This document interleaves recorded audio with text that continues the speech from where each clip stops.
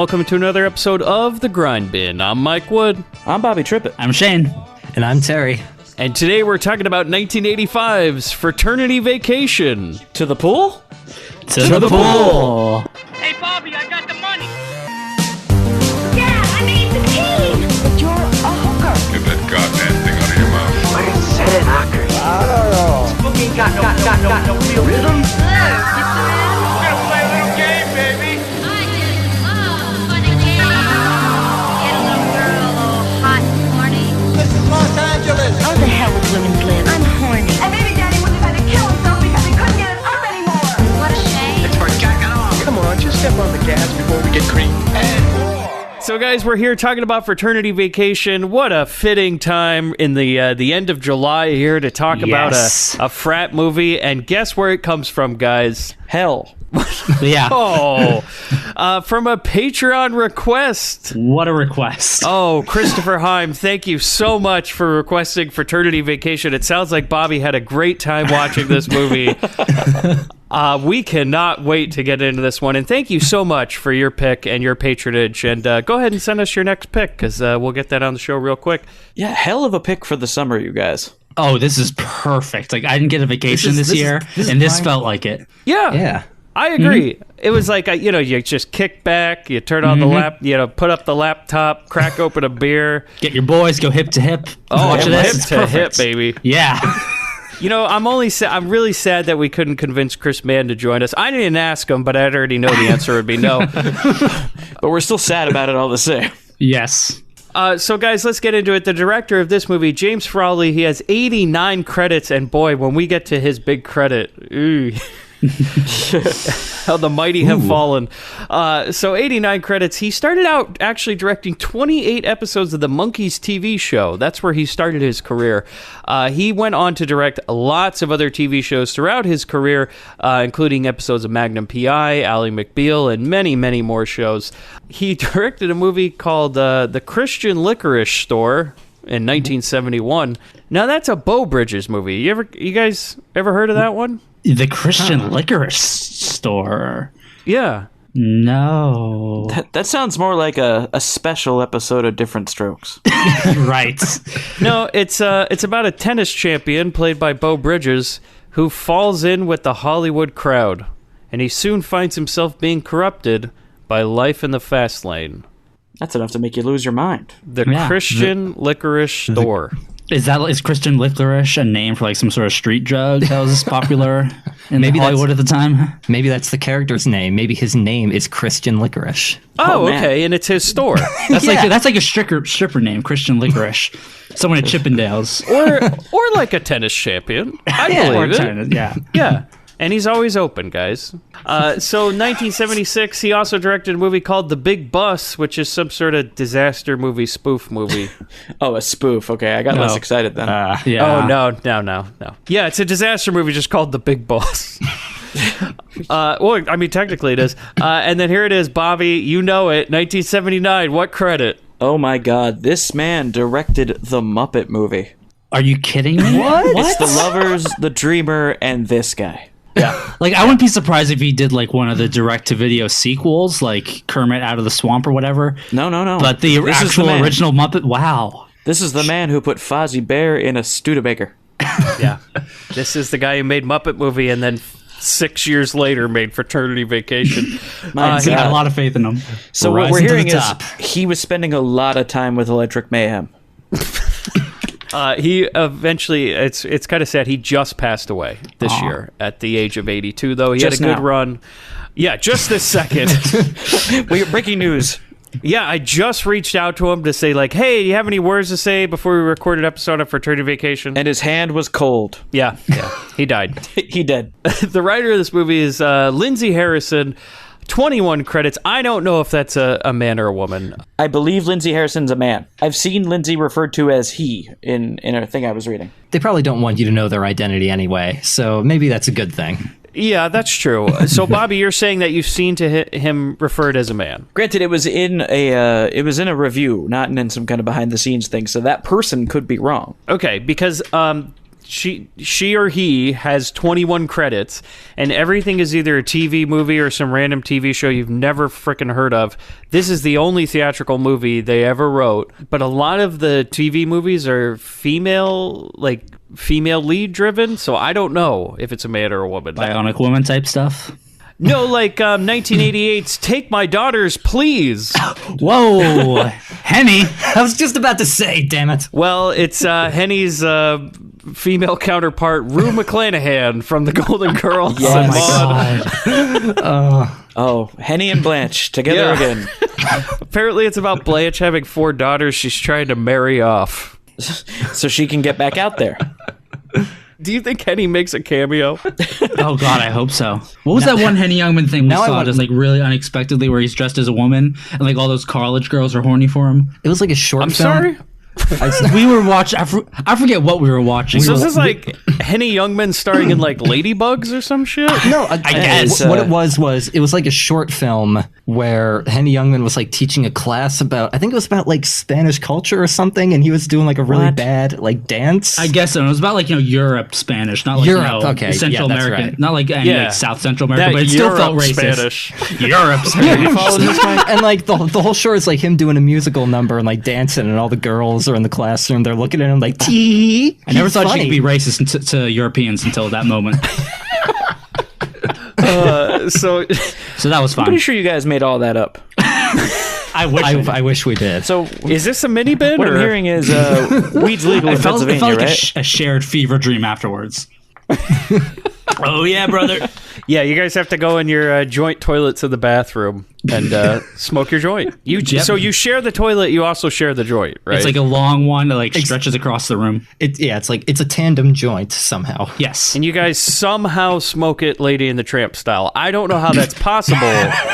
Well, there's like a blowhole. Like okay. So it like comes out the middle. You guys have never done that? Well, we could try. I totally know how weed works. There's a couple holes in there. It's like right. It's like a recorder. Wow.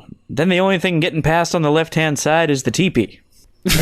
They also wrote 1988's Dead Husbands with Nicolette Sheridan and John Ritter. Oh, that's unfortunate now in hindsight.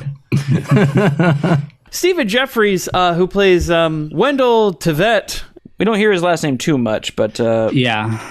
You hear it a lot in the trailer. yeah. Oh, really? Yeah, no, in the trailer, like, they're really selling this guy. Like, they think he's going to be the new hot shit. Like, they're going to be selling Tivet t-shirts. The Italians are going to be making their Tivet spaghetti. Like, I don't understand why they thought this guy would be like... They thought he was going to be like the 80s equivalent of McLovin, just like the nerd that everyone loves. Yeah. It's funny you say that, because I think he was. Oh, yeah. Well, No, he was the 90s equivalent. But hey, to that point, though, let's take a listen to the trailer. Meet Joe. Take off his trunks.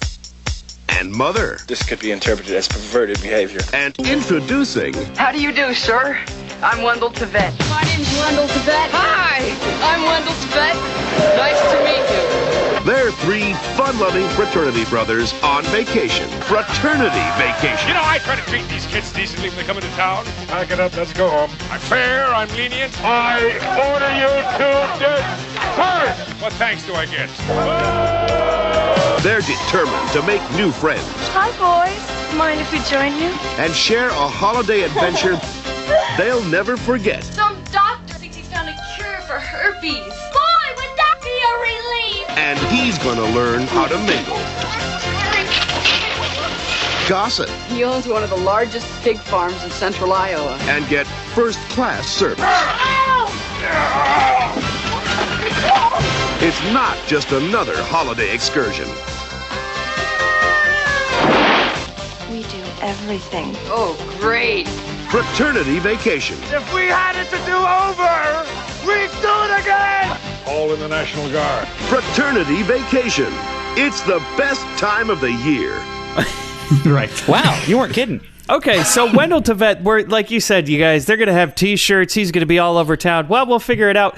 He has 50 credits. He started his career, though, with 3 movies in the same year. 1985's Heaven Help Us, this movie, and 1985 he was in Fright Night. Evil Ed. Ooh. He's used in a lot of the promotional stuff for Fright Night. He's actually he's that face in the poster. Really? Yeah, the face in the cloud with the fangs. Oh, shit. Yeah, he is like fondly remembered for his role in Fright Night, and they said at the time he's going to do big things. He went on to be a movie in 1988, The Chair. Bobby, go ahead and take away his other 1988 movie. I'm not even going to mention it. You know what it is. Why, he was heavily involved in the directorial debut of one patron saint of the minibin, Mr. Robert Englund. Oh. Because he played the character Hoax in a little movie called 976 Evil. Yeah. I've never heard of that. Oh my God, Freddie went behind the camera, boys. He directed a movie. Yeah, it's an adult phone number you call and you talk to the devil. Directed, and I believe, was it also written by Robert Englund too? I don't know that for sure. I think it was just directed by. If only I had a device in my hand. It was not written by Robert Englund. It was only directed by him. I don't know if England was involved in the sequel to that movie or not, but I have some random ass like box set of movies I got for the bin a long time ago, and for some reason it only has 976 Evil 2 in it. But I think that that movie may have inspired him to alter his career a little bit. Yeah, he was in another movie in 1990 called Moon 44 with starring Michael Paré. But he did something in 1989, just before that one. Oh, please, Bobby. Was this when he changed his name? It was one of the many names he changed it. Under the name Larry Burt, he starred in the direct-to-video film Tell Me Something Dirty. He then changed his name to Sam Ritter. He was off to the races in 1993. Oh, yeah. Here we go, guys. I got a few written down. Should we list them? Yeah. Oh, of course I'm going to list them. And you know what? Somebody who's called themselves Anonymous has written some descriptions of some of the movies, which I can't wait to read to you guys. So they start out slow, and and then we're going to crescendo as we go through it. 1993, Hole in the Wall. He's credited as Sam Ritter, though, no longer by his real name, or whatever his stage name is, Stephen Jeffries. He's now going by Sam Ritter. 1994, Sex on the Beach. Okay. Cool. Probably another comedy. Yeah. 1995, Virtual Stud. Okay, VR's a thing now. It's like Sexy Lawnmower Man. Yeah, maybe. I'm here for that. 1995, The Cockpit. Okay, maybe it's a plane thing. Yeah, like a Top Gun type thing.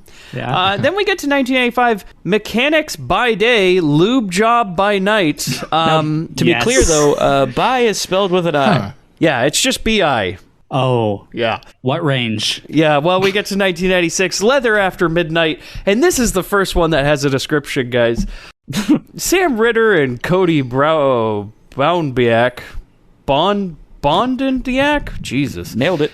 Check, if you're going to be in adult movies, pick a easier to say name. Yeah, like Steve Rambo. Yeah, exactly. Like really nailed it, though. Yes. Checked out a deserted checked out a deserted sex club that they hope to turn into a coffee house. But at the stroke of midnight, the ghosts of past leather patrons return to reenact their favorite activities. Oh my God, that sounds great. Horny ghosts. My God. Yeah, it's an Aykroyd favorite. I really want to see this. and not for the one reason, but also for the other reason. Well, here's the rest of the description, though. Sam and Cody get caught up in the action. What will happen come the dawn? That was the sequel, right? Leather After Midnight, Come the Dawn? Yeah. I'll let you guys know. Coming to the minibin, me. Latin Crotch Rockets in 1996. Oh boy. Yeah. Beautiful. Biker Boys. This movie is listed as 4 hours long. It was made in 1996, and it's called Just 18 and Gay. Man, what could the storyline be if it's 4 hours long? Maybe it took him a really long time to come out. Yeah. It's just really, just a really drawn out. Just right at 3:59, he goes, I'm gay, right when they cut it. Yeah. Executive producer Dick Wolf. But he wasn't hiding it in 1996 when he was in Hunk Hotel. That sounds great. Now, this was written by Anonymous on IMDb. Remember those old TNA comedies about a bunch of fun-loving stewardesses or waitresses or candy stripers where the girls all giggled and got naked and the boys didn't? I sure do, Mike. Well, now it's the guys' turn. At last. Here come the boys. Yes. Oh, yeah, literally. 5 rowdy screw-ups get a heavenly summer job at a resort hotel with the boss from hell. Oh, the boss is really going to put the screws to him. Yeah. Then, he went a little more explicit. 1997, Uncut Glory. 1997, he was in Transsexual Prostitutes. Then he was also in Transsexual Prostitutes 2, which came out the same year. I wonder if he played the same character. I bet. And then he was in Leather Intrusion Case 2, The Spider's Kiss. That's a hell of a title. In Leather Intrusion Case 4, Down to the Wire. Wasn't in 3, though. Well, he plays different characters in each of those. Yeah. Oh, okay. So it was sort of a nice cameo. Shame he couldn't round out the trilogy. All right, then he was in 1997's Butt Blazer. I understand that's a superhero movie. Oh, well, guess what? It has a description. Ritter is impatiently waiting for his car to be serviced when another customer shows up. They pass the time giving each other lube jobs. Jeffries gives a rather spirited performance here, delivering such dialogue as, "Your big hairy balls feel so hot against my smooth ass." Can we isolate this? Gives a spirited performance with such. Come on. Oh my god. A spirited performance. That's like Shakespeare. He was also in Buff and Gay, Black Man, White Man, Halfway House Hunks. In 97, he was in The Big Screw Up, which is a remake of a Marx Brothers movie. Oh yeah, The Big Screw Up. Yeah, imagine the Marx Brothers if they all started fucking. When did the movie Training Day come out? 2002, I want to say. Oh, perfect, because he was in Seaman Training Day. Now, where was that trend? You know, they did like there's like a lot of porn parodies, which due to the advent of the internet was kind of the only way that adult films were making any money on home video anymore, was they'd have to do parodies of bigger movies. And so you'd get like, "This ain't the Avengers. This is Seaman Training Day." So every movie has to have a porn parody that just has the word semen added in front of it. Yeah, well, it's spelt seaman as in like sailors. So are we to see that like it has something like a sailor theme to it, or is it just Training Day with a lot of semen? I understand he has that big line where he says, "King Kong got nothing in me." Oh, perfect.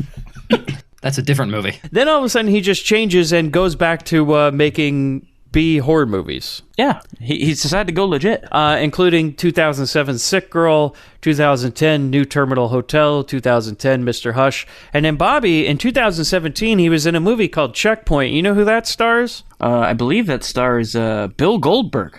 Yep. Fantastic. Yeah. So which one of them got to say who's next? So Steven, yeah, he went back to movies and he's still acting. So and now I think he's just doing like con appearances for having been in Fright Night. Oh, okay. I was going to say he can do two types of cons. It's true. That dude can make a healthy living. So Cherie J. Wilson, who plays Ashley Taylor in this movie, guys, can you believe she has a name? How long did it take for the movie to... I swear to God, it was like almost the end of the movie when I got it. When they just... Exactly. There's one part where a character just passively says her name, and I'm like, oh, fuck you. Yeah, no, she did not introduce herself. That just came out of nowhere. For most of my notes, I just called her Balcony Lady because they first see her standing on her balcony. So she's just... she's just 100%. That's my notes, too. For most of it. Oh, I called her Bet Girl. Batgirl, right. What? Batgirl? Yeah, Batgirl. Oh, Batgirl. Okay. I waited. I was like, I know how Bobby gets if I just call somebody Hat Guy or Balcony Girl or something. That's the worst. Guy in pants. So I'm going to wait. If she has a name, I'm going to write it down. And then by 40 minutes, I'm like, you know what? Fuck this. She's not getting a name. She's Batgirl in my notes. I didn't take any notes. My hands were preoccupied. Whoa. Now, have you guys ever... you might notice her if you've seen a certain TV show. She has 35 credits, which doesn't sound like a lot, but however, she was on 196 episodes of Walker, Texas Ranger. Damn right, she played Chuck Norris. Yeah.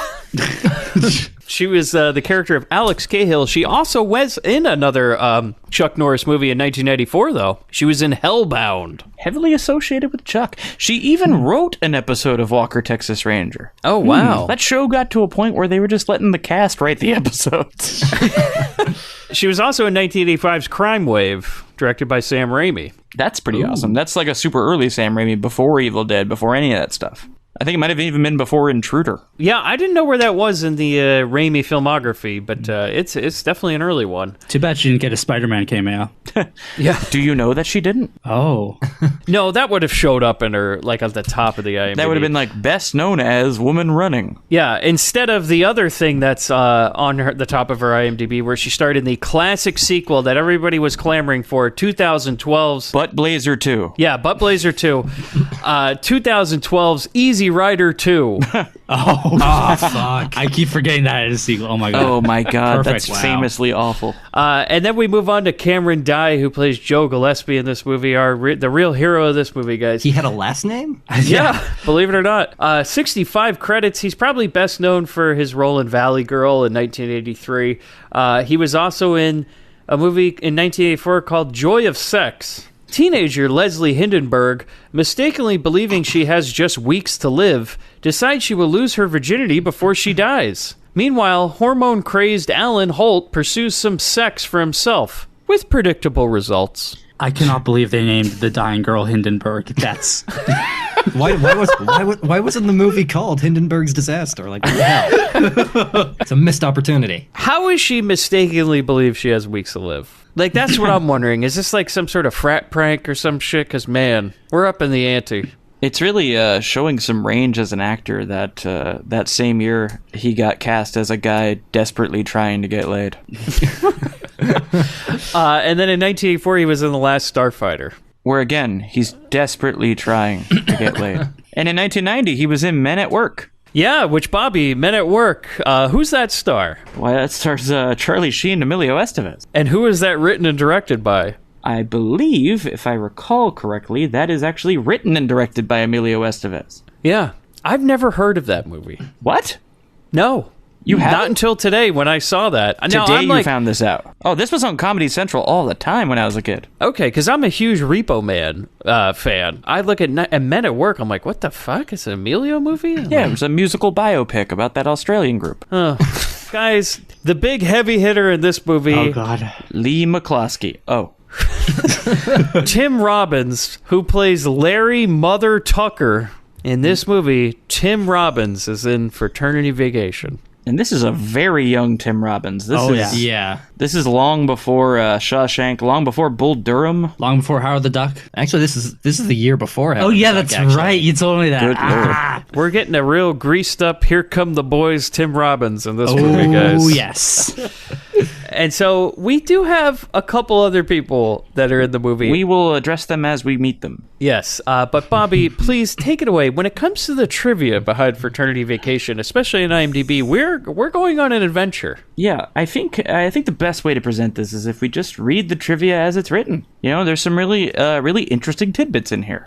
First off, though Tim Robbins was fifth billed in the film on original release promo materials, on later DVD covers he's top billed. Because he's the most famous. Of course. Of course. Obviously. Yeah. Mm-hmm. So, trivia tidbit number 2, fellas. You know, Kathleen Kinmont makes her first nude scene as she and Barbara Crampton each took the other bikini off. As this is Kathleen's first nude scene, some hand-holding was involved with her showing her breasts for the first time, as it was agreed that Kathleen takes off Barbara's bikini off first, as Barbara had performed nude before Barbara takes off Kathleen's bikini. Kathleen looked certainly at ease when her bikini was taken off by Barbara. And I don't know about you, but I put that piece of trivia was helpful on IMDb. I logged into my account and put thumbs up, sir. Thank you very much. That is useful information. Yes. Thank you. Trivia bit number 3. Chrissy and Marianne are breast friends. What? Chrissy and Marianne are breast friends. Yeah. Now, I put that was not helpful. Chrissy and Marianne are Kathleen and Barbara. Okay. That wasn't the most helpful one. So maybe the next one. Yeah. That's the whole bit. That's the whole trivia. Really? That's a little bit of trivia for you guys. Oh my. That's one to grow on. A naked Chrissy exchanged a glance with a naked Marianne as she conveyed the message that their prank on them having herpes to Mother and Joe had worked due to the boys attempting to run away from them, although Marianne looked visibly hurt by this rejection. Well, that's you gotta label that one helpful. I mean, that one cracks this whole movie wide open. You get it now. That's all one sentence? Yeah. I was a little indifferent on that one. I did not vote on that one, yes, because there's no commas in it. So. It's just one long sentence. All right, let's see if the next one clears that up a little bit. Okay. Perhaps the only instance in which 2 boys ran away from 2 beautiful naked women. Thumbs up to that one. Definitely found that helpful. Perhaps the only instance. It's the first in movie history. Yeah. Yeah. This person studied this scene like the goddamn Zapruder film. Just went every single thing you could possibly say about it. Whacking to the left. Well, now Terry says that, but before we recorded today, Shane had told me, he texted me earlier in the day to tell me that Terry was doing a second watch of this movie to, quote, take more notes. Yeah, sure he was. He had the door locked. Scented candles were burning. Lights were dimmed. I was not going in. I need to properly put this film into words. I need to. And you chose the IMDb trivia section to do it? Yeah, Terry, you can just write that internally. You don't have to write your notes on IMDb. I mean, Terry continues. Mother and Joe seemed smart enough to get themselves into college, but were rather dim why two girls they just met would strip off for them. Makes you wonder. No, Bobby read that completely accurate. It says, but were rather dim why two girls would strip off. Hey, strip off, pal. Let's see. A couple other ones, every time I watch a comedy movie and the characters do something stupid, my reaction is always, "Oh man, this is rather dim." Here's another one. We're going to talk about something different here. The Barbara Crampton Kathleen Kinmont nude scene has entered into legend, and while it may seem that it runs forever, Chrissy and Marianne encounter with Mother and Joe, including stripping off for them, only lasts for less than 10 minutes. After putting back their bikinis on, Barbara and Kathleen only make fleeting appearances throughout the movie. It is evident that Barbara and Kathleen were cast just for that nude scene. It would seem that writer Lindsay Harrison was asked to include a nude scene and decided to place it early on in the movie, and Harrison seemed to be more interested in exploring the relationship and rivalry of fraternity brothers than whether any of them can get at the girl in question. It would seem that neither writer Harrison nor director James Frawley knew what to do with Barbara and Kathleen after their nude scene and improvise on the spot with what was left of filming. Is this a cry for help? I don't know about you guys, but I'm learning a lot. Like, that one was a little, we really got into the depth as to why that scene. We've really explored all we can about what that scene, now why that scene. He did a scholarly reading on this thing. Yeah, this guy's thesis for college was about this scene. He continues. Yeah, it's not over, guys. It's not over. Please, continue on with this dissertation. Mother tells Wendell that women need to be handled with finesse, and it was certainly an act of finesse when Barbara and Kathleen took off their bikinis. Now, this is where it gets really odd, Bobby. I can't wait for you to read this next one, because what? All right, the next one. Barbara Crampton and Kathleen Kinmont are married to the Chinese man, Matthew C. Matty C. What? The Chinese man. The one. Yeah, the one. Matty C, bye. Famed Chinese man, Matthew C. Yes. I don't think there was anyone in this movie who wasn't white, so... I'm trying to think. He followed them off screen, dude. He started writing fan fiction. This is the first time in Grindbin history that a commenter at IMDb has followed the characters off of the movie. Out of the movie. Yeah, into the trivia page of IMDb to tell us what the characters did after the movie, in which they both married the same famed Chinese man, Matthew C. I love that he had to, he writes about 35 pages about 1 minute of film. And then he's like, how do I end this? Like, what's the big finish? Racist joke. Is it a joke? I don't. Let me say the Chinese man's name one more time for you. Okay. Matthew C. Oh, god damn it! Gotta be kidding me. Really hit it out of the ballpark with that one. Finished strong. I also gave that last one a thumbs up. So, well, I think that was the most crucial one. So he went on a real journey. He went through what this scene, and then he got into why that scene, and then he went to what's next for that scene. So there's like a cinematic universe spawning from this. Like, where do we see the adventures of the girls and Maddie C? You can follow the past, present, and future of that scene. Yeah, you can follow his Wattpad account to read more of his Fraternity Vacation extended universe. Do you think Matthew C was a character that was maybe in the original script, and they were like, we got to take this out in 1985? Like, even this is not going to hold up. They wanted to have their own long duck dong, but they were just like, ugh. You guys, was this trivia section written by Matthew C? Holy shit. Oh my god. And at the end of the tale, they just married him. They both did. It's a self-insert. Yeah, I'll say it was. So a little bit more. One last piece of trivia I'm going to mention. We're not really going to go into a deep dive about these two women that are in this movie, but what the fuck? Like, it's such a shame to both of them.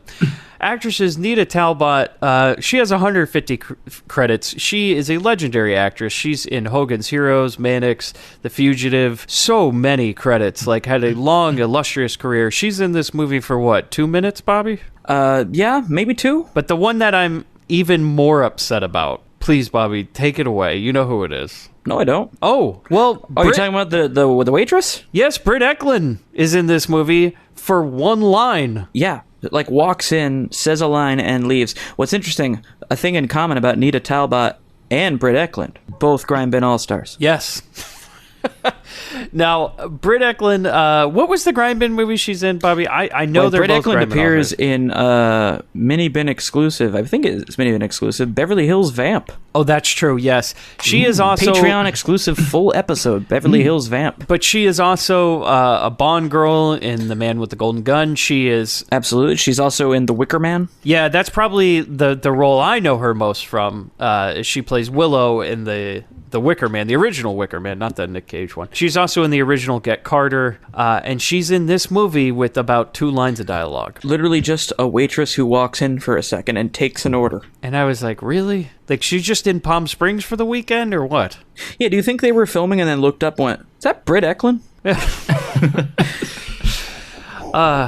So, did you have anything else to add before we get into the movie, Bobby? I have 2 reviews written down for this movie before we get into it. I think we could just get into it. Well, let me go ahead and do these reviews, because I think you guys, maybe we misunderstood this movie, because somebody gave it a 10 out of 10, and the title is Matthew Dark Comedy, Beautiful Film. Dark? Yeah, ready? Okay. Ooh.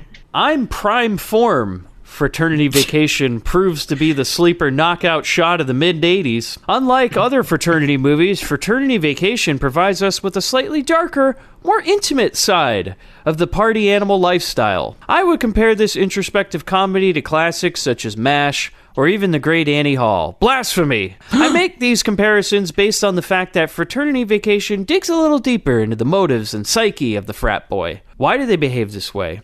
Why do the reactions reflect youth culture as a whole? At what point will fun turn into consequences? These are all questions that Fraternity Vacation attempts to answer. It sometimes gets a little deep to the point where it gives the film a gritty feel, but it always maintains a lofty, fun vibe that carries throughout the whole movie. Especially when Barbara and Kathleen were taking off their bikinis. Yes. Yeah, I think it's the same guy who wrote this. With the Academy Award-winning actor caliber of Tim Robbins behind it, Fraternity Vacation has the ability to make the viewer laugh and think at the same time. I'm really glad someone was putting a lot of thought into the ennui of Mother Tucker. Yeah. Here's the other review I have written down. The title is Kathleen Kinmont's Huge Rack on Display. Yeah! The duality of man in these reviews. All I have to say is Kathleen Kinmont and Barbara Crampton's scene is worth the rental alone. But anyways, this is a pretty fun and entertaining 80s teen comedy with an all-star cast. Wow. Yeah. Also, I'm done already. You want to know the title of the username of that review? What's that? Man Behind the Mask, 637. I think we found him, Bobby. Oh my We god. finally did. I love how his finally did. I love how his review is titled like a Pornhub video. The man full rack on the display. mask. Which Friday was it with Man Behind the Mask? Part 6, I believe. I love It is, yeah. Yeah, I love that song. So, guys... I gotta say, though, speaking of which, Kathleen Kinmont, we haven't mentioned this yet, her rack is on full display also in a previous Grindbin episode. Oh, no. Because she is Cindy in Night Force. Holy shit. That's incredible. I didn't realize it was her. Yeah, we're just lousy with Grindbin All-Stars here. So we get into the movie, guys. And we start, this is when, okay, I thought there was something wrong with the copy of the movie I started same. watching. Yeah. I think we all did. Because it's in black and white, but the credits are in color, so you know something's up, and then I'm like, oh, so they think they're real artists, huh? Oh, it's it's an Wizard artsy of Oz. It's a very artsy touch. Well, we actually bought the Criterion Collection edition of this. Okay. So we knew we were in for it. Yeah. Where you can read Man Behind the Mask's essay in the local play. Lars von Trier has an essay about this. I understand Leonard Maltin sits down with Matthew C. and they do a commentary. Yes. Yeah, and in the commentary... In the commentary, the director says, "Eat shit, David O. Selznick." Fuck you with Wizard of Oz. I'm better. Everybody's going to remember that time at Fraternity Vacation when the movie went from black and white to color. Not your piece of shit movie that won't last. Yeah, there's nary a titty in Oz. Do you imagine that? Roger Corman sitting in his office, because we should mention, this is a New World Pictures. Yes. So this is Roger Corman. Do you think Is he's that like, why there's rape in this? Oh, of course. Do you think he was like, look, I want to make the Wizard of Oz, but with tits? And they're just like, we got you. We got you. Well, there's three of them. Like, do you think Wendell, Mother, and Joe represent, like, the Cowardly Lion, Tin Man, Scarecrow? I knew it. There's got to be some symbolism here. And that girl is Dorothy. Ashley is just Dorothy. Dorothy. The girl is Dorothy. All the others are Munchkins. This is making too much sense now. Well, Wendell is 5'5", so Yeah. Short king. But this starts out like any other movie in the fucking 80s with like a radio announcer. And this DJ, we're having a blizzard. It's black and white. Everyone's freezing, and the DJ sounds like Droopy. Like almost spot on. It's like he's doing an impersonation. Yeah, he had a side gig as a radio DJ. Traffic on the 2, sir. Not gonna lie, I would tune in for that if Droopy did the traffic. Oh god, yeah. Oh yeah, it's kind of like when Stephen Wright was the DJ in Reservoir Dogs. Yeah. A Howard Stern type show, but Droopy's the host. I would love it's time for you to ride the Sibian. I would love a Droopy sex scene where a girl opens her legs and he's like, going down, sir. Damn it, Terry. Oh, yes. Wow. All right. Well, Bobby, start the band. Yeah, we're done. We are done. Terry, you've ruined the whole show. The show is done. Not just the episode. The whole show is over. You finally did it. You blew it up. Damn you to hell, Terry. Oh, my God. Okay, so this radio announcer is basically, I don't know why, I have a feeling they did this in black and white out of convenience for some reason, like somehow this wasn't I really an artistic don't see choice. a point to it. They shot the rest of the movie, but there wasn't enough money left in the budget for color processing, so they had to shoot this part in black and white. This radio DJ, who we'll never hear from again, Droopy, is telling us that, there's a big storm coming in here at the old Iowa State. Everybody who's everybody, hell, they're not going to Fort Lauderdale, guys. Fort Lauderdale is for fucking losers this spring break. All the cool kids are going to where spring break rules in California, guys. I'll tell you, every kid in this state, in Southern California and Northern California, they only think of one place when it comes to spring break in 1985. Fuck yeah. And that's Palm fucking Springs, baby. You bet your ass. Hell yeah.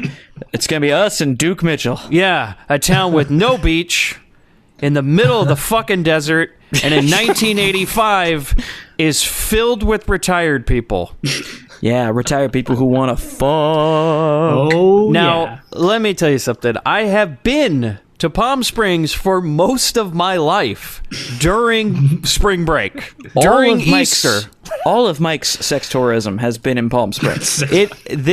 Exactly, Bobby. I spent my formative years in Palm Springs during all the various spring breaks. He learned a lot about living and a little about love. Yeah, in the big Marriott resort they have out there. I had spent many an Easter as a child at a friend's timeshare out there, hiding those eggs. Well, the guys in this movie are now looking for a different kind of egg. Yeah. Oh boy, Terry, you've done it again. Thank you very much, Bobby. Start the van. We're done. Hey, Mike, what does Palm Springs most make you think about? Your big hairy balls feel so hot against my smooth ass. Thanks, Mike. Well, it was very inappropriate for me to say that because nowadays Palm Springs is mostly known as a gay vacation mecca. Very popular with gay men. Do you think that came out of this movie? I had to. Oh yeah, Wendell Tivet. Like I said, they were really plugging this guy. Oh yeah. Yeah. Wendell became a gay icon. It wasn't what they were going for, but people latched on to that timeless character. And there's another moment in this movie later that I want to address that too about accidental gay movies. Oh yeah. But I'll just say briefly, just to kind of wrap it up with Palm Springs. Which you better wrap it up in Palm Springs. Yeah, you better. No, it's much more popular now with younger people. It's not some sort of spring break mecca.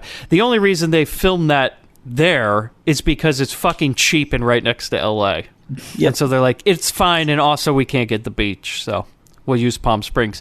Nowadays, though, it's a pretty hip place to visit. I actually got married in Palm Springs to my wife. We had our wedding there. Wasn't We're even big the fans plan. of it. Yeah. You know, we got engaged after we went to a cat show in Palm Springs. So if that tells you what the other side of the crowd is there, it's still everybody who's retired going to cat shows in Palm Springs. Did you enter the Mike's life? Did you enter the wedding like by paragliding in? Did you like parachute in? I'm really upset you ruined my big surprise. Thanks a fucking lot, Sean. And I landed right in the pool. You son of a bitch. Who invited these guys? So no, basically what happens is like they're getting on a plane. Yeah, he tells him, hey man, in less than 3 hours, it's going to be you, me, hot tubs, palm trees. Now, he's carrying a big case, which we'll later learn is the camera from Rear Window. He brings this with him. But his two friends are Joe and Tim Robbins, and they're waiting for him at the airport. I don't think he's a Grindbin All-Star. I'm not sure. But Wendell's dad in this movie is played by the guy who's the dad in Alf. Is that who that was? So many Alf connections. And I was like, is he... Like, goddamn, I've never seen him out of the Alphaverse. The Alphaverse, the Alf extended universe. I was just wondering if, like, maybe this is a continuation of Alf. Like, maybe this is the son in the Alf family, and he grew up, you know, he's going to college now. But no, we learn he's from Iowa eventually, but I'm going to keep that the same fan as being fiction. from space. Yeah. I might start writing that on the IMDb trivia, connecting this to Alf. But no, basically his parents are seeing him off, and we prize a classic Charlie Chaplin gag where they go, "Hey, your fly's open," and he goes, "It's broken." Yeah, the old classic Chaplin where where they have to explain that in the old silent part movie. of his shirt is sticking through his fly like a big floppy dong, which is why I related it to Chaplin. And they say, and they when Tim Robbins comes over and he flops that a couple times and goes, "Yeah, this isn't exactly what I meant by hanging out in Palm Springs." Yes, it was. That's exactly what he meant. Yeah. Another thing I noticed in this scene is that at the beginning, Wendell has like a narration. Oh, that's right. Yeah. But then never for the rest of the movie. Well, because Ridley Scott thought it was better to remove the narration. That's right. It's a different cut. We watched the And then it leaves it more ambiguous at the end. It's a shame Tim Robbins won't get to live. Remember at the end when they're all mooning the camera, and then you see that little origami just resting on the ass. Yeah, between the cheeks. Remember when Edward James Olmos showed you his asshole at the end of this? I think that's how the ultra director's cut ended. Is that Harrison Ford walked out and he saw the inside of Edward James almost an asshole. And he just sighed and drove away. He's like, "Do you get it, Decker? Decker, hello? Do you get it, Decker?" This entire ass will be lost to time like tears in rain. So basically, what happens is that Alf's dad says to the boys, Joe and Tim Robbins, "You can call him whatever Tim you Robbins' want." mother. Yeah. He's called Mother. He'll always be Tim Robbins to me, but his name is Mother Tucker in this movie. So everyone calls him Mother, which is awkward because I kept getting confused because someone would be like, "Mother," and I'm waiting for someone's mom to be there. Yes, there are times when people answer the phone, they go, "Hey, Mother," and then it's Tim Robbins. So you're like, "What the? Stop It's like it!" they really committed to that being his name just for the sake of a terrible joke. Yeah, it's only a joke in this one scene because they don't even say Mother Tucker any other times in the movie besides his introduction. So like the joke's fucking gone. Can we stop? And that's it. But hey, So Tim Robbins. So he's asking him, "Hey, will you show my boy around? Maybe teach him some of the tricks of the trade." You know what I'm saying? And they're like, "Yeah, we'll try and help the guy out." And he sweetens the deal a little bit. He promises that if they help this boy maybe become a man, why he promises he'll get a sauna and a jacuzzi down at the fraternity house. oh boy, And you know it's one of those kinds of movies because he doesn't say jacuzzi, he says Jack Uzi. ooh. Did you get the line, though, when Alf's dad said he would like them to introduce his son to the opposite sex? He's got to spell it out. Can't even say the word, guys. Man. Yeah. As a person who can't spell, I was very confused in this scene. You're writing it down just on a paper. You're like, this movie's going over my head. This movie's going over my head already. What does he need with an axe? So they take a nice family photo of everybody as they go off, and Joe and Tim, they're not smiling for that picture. They're Hell no, cool. It's like a football photo. Yeah. And then is that the Dorothy opening the door? Yeah, I guess so. Yeah. Dorothy opening the fly, I was thinking there'd She be more. unzips the fly and then color washes over everybody. I was thinking they were gonna add color in a more artsy way, but no, it's just a hard cut to this really barren looking part of Palm Springs. It's not even a cool transition. No, okay, now you say that's a barren part. Shane, that's just how you drive into Palm Springs, even today. That's what it looks like, dude. I don't think people realize how much is not there. It's a 2-lane highway to get into Palm Springs. Mike is still in a Jeep harassing every woman he sees. Hell yeah, I am. Because it's Palm fucking Springs, boys. Palm Springs, baby. Wrinkles and we're roll. here. Yeah, we got the fucking palm trees. We're here. Everybody's having a good time. This is when I'm writing my notes, when we're getting the real Screwballs 2 intro where we're just playing music. This is Here Come the Boys. Oh, yeah. But this is when I'm writing. The only reason they filmed here is because it's an hour and a half from L.A. And Roger Corman's cheap. That's it. I imagine this script was originally we're going to be in Daytona Beach or Fort Lauderdale or whatever. And then he's like, no. But even better, add in that line on the radio that it's raining in Fort Lauderdale and anybody who's a fucking losers over there. Yeah. Yeah, everyone in Fort Lauderdale's got a little peen. I do remember when Droopy said that on the radio. It's a little peen, sir. Which is also interesting that Droopy is also the DJ in Palm Springs as well as Iowa. He gets around. Yeah. Well, it's national radio. Oh, okay. 1980s satellite radio. It's like Casey Kasem. It's fucking ponderous, man. Was it really the same guy, DJ in both towns? Yeah. I'm betting that the DJ for each of those towns is also the DJ we see in person later. I think he just played every DJ. Terry, you really think that Corman would hire more than one guy to do a voiceover for a DJ? Because I thought the guy in the beginning sounded really old, and then the guy we see is really energetic, ooh. Oh no, that's the DJ. No, is it? There's the club DJ, not the radio DJ. Yeah, there's another radio DJ. Oh, okay. It might still be the same guy. They're like, just hold it up for the radio. It could be. Do your old voice. Yeah, I thought the club guy was also a radio guy. So then, guys, we get to Palm Springs. We get the Wendell makeover montage, which we always wanted, right? Great. Because he tries his luck with some ladies in a convertible. It's basically the car full of hot women from episode 2 of Freddy's Nightmares. Right. Come roll it up. And he's like, well, hello, nice to meet you. My name's Wendell, and these are my friends, Joe and Tim Robbins. Now, when he says his name, Wendell Tivet, at first I heard it as Wendell Tibet. And I was like, what? Is this the Dalai Lama's punishment for wanting to be a hot woman? He gets reincarnated as this little loser nerd. Free Wendell, dude. Yeah, free Wendell. With every purchase. Do you think they ever made free Wendell shirts? Oh, of Back course. then, based on this joke just now? Yeah. Yes. We should now. Definitely. Well, he gets sent to jail later on, spoiler alert. Yeah. So yeah, there was free. Free Wendell, that's the first right. And t-shirt. He is kind of a political prisoner, I think. Yes. Oh, we straight up get into political prisoner territory in this. This I don't movie know becomes about that. I don't know how or why. For some reason, he becomes Nelson Mandela. Yeah. I don't know how we get there, but we do. And I kind of had a Mandela effect. I thought he died in prison. So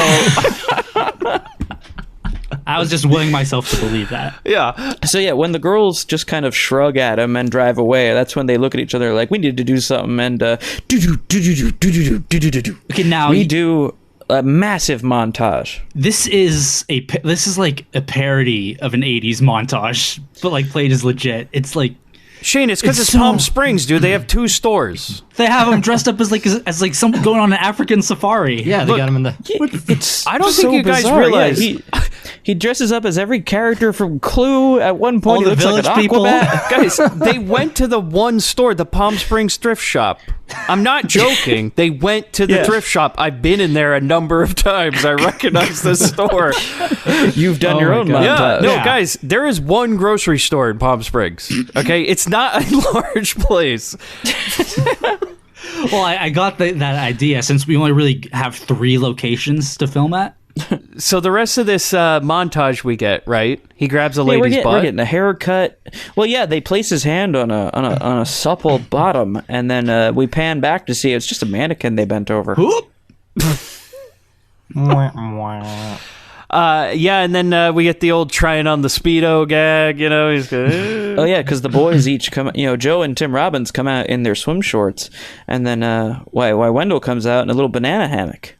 Now I gotta say that was the shot that earned him his career in gay. Damn right. films. Yeah. And it's kind of funny to discover that, because as I'm watching this, I'm realizing, and this happens in a lot of movies before too, like this is supposed to be the nerf herder of the group. He's better looking than Joe or Tim Robbins. Honestly. And you kind of get where his career would go. It's just like, when they show him with his shirt off and he's all like fucking cut up like it's a so statue. weird. You're like, okay, this dude's kind of a snack. Because I don't know what they're talking about. Because Tim Robbins and what's his face, they spend most of the movie with their shirts off, and they're just dad bodding it up. Yeah. Yeah, I also found that Tim Robbins' nipples are like really high up on his body. It's weird. Famously known for high nipples. Tim Robbins. Old high nipples, they used to call him. Yeah. Morgan Freeman said he has in the showers they used to call him old high nipples. You remember that part from Shawshank Redemption? High nipples swam through a river of shit. Oh god, yeah. Then we get the old knock over the mannequin gag. Fucking classic, right, guys? Fucking classic. But here's the thing: is like they get him an outfit. He looks the same as when he walked in. Yeah. They got him a haircut at least. But if they're gonna dress him cool, why do they make him dress like Colonel Sanders?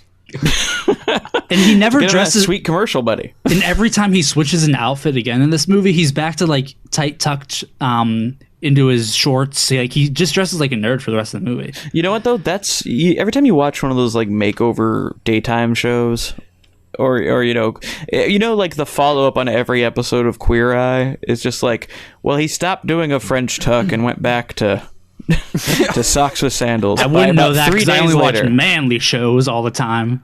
Right, Terry? Ain't none of that funny business going on in this house. We watch man sex. Yeah. Spike TV. Damn right. Yeah, and you guys are such men. You only swim in Speedos, right? Right. If I'm wearing anything at all, because he can't contain the beast. It's nothing more manly than having your erection out. Yeah. No, don't avert your eyes. You only make it more excited.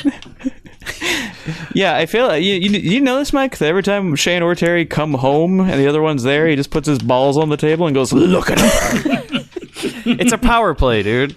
I mean, it's classic power play. Bobby, I don't know if you ever had a brother, but I used to do that with my little brother as well. So yeah, it's kind of a brother has to be thing. established often, constantly and often. Oh yeah. I do have 2 brothers. I don't know them, and wherever they are right now, I hope they're very manly. But you're damn well sure if you ever meet them, you're slapping your balls on the table first. Oh yeah. That's how we're gonna know we're brothers. It's like, all right, guys, first things first. The family crest is tattooed. We're gonna listen for the knock on the hardwood. Go doom doom. Like, yep, sounds the same. We're family. We're blood. So now we're introduced to the bad guys, the Beta Boys, right, guys? Chaz and JC. So now they're called Chaz and JC. I just call them Beta 1 and Beta 2. Yeah. Of course. Because I couldn't get that. Because here's what I decided. If they're not going to give the woman a name, I'm not going to give them a name. So fuck them, okay? Beta 1 and Beta 2. Mike. Yeah. I recognized JC as the actor who played Lloyd Braun on Seinfeld, so that's just how I referred to him. I thought He's Lloyd. Oh, it's just Lloyd Braun. I thought this was Keenan's boss from Keenan and Kel, the store owner. It really looks like him. Yeah, and Keenan's boss and Keenan and Kel famously always trying to hit on women by claiming that he wrote a book and all sorts of things, right? Very problematic that it's teenage girls he's doing that to. Yes. Also the attempted rape. So they are introduced, and Bobby, your two favorite characters, right, from all the IMDb trivia are also introduced, right? Yeah, we meet Barbara and Kathleen. Yeah, so Barbara and Kathleen are in the back of this car. They're sitting in the car. Let's remember that. They're in the back of this car, hanging out with the Beta Boys. They have all come to Palm Springs together, right? Yeah. Yeah. I'm pretty sure they all just traveled as a group. Because they're also from Iowa State. They also rented a car, and they all travel together. So they're here, and then they see, oh my God, they see the fucking Theta Boys. Tim, Joe, and Wendell. Son of a bitch, Theta pigs. We should also say that Wendell is not part of the frat yet. No, he is a pledge. Yes, but this is apparently a frat of two guys. Yes. That's all you need. Yeah, and he will get in the frat as long as there's like a good vacation and they get that jacuzzi in the frat house. So they ask the Beta girls, go, well, how do you know those guys? And they're like, oh, we fucking hate the Thetas. There's a big old rivalry. We will never get along. We are enemies. We fucking hate them. We like to call them the Theta pigs. Got him. Fucking got him. Oh my God, torched the whole village to the ground, insulted the earth.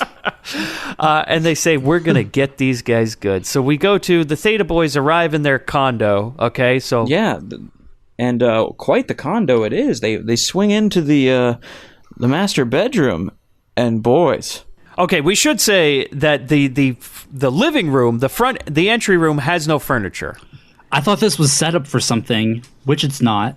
Like vampires? Yeah, they say in the movie, Bobby, right, that it's being remodeled. You know damn well that Corman rented this fucking condo for a week, and he goes, I'm not putting a fucking thing in that front room. No, that costs too much. We will do the bedroom. That's it. We need the bedrooms. We don't even see like the full interior of the second bedroom, so it probably wasn't even fully furnished. You only see it through the doorway.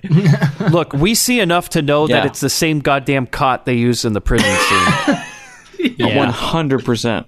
But yeah, we get into the master bedroom, and it's got a queen bed and, fellas, mirrors on the ceiling. And please don't pass by the giant 6-foot tall tiger painting on the wall behind the bed. Yeah. Little inspiration. I like the tiger to watch. So also, Corman's so goddamn cheap, we got a fucking queen bed? Come on, man. King. Yeah. Like, I'm on a queen bed right now recording this, and I gotta tell you, not sexy. Yeah, no. You gotta get that king, baby. You need a California king. We got a Kansas City queen. I got a Mississippi queen, if you know what I mean.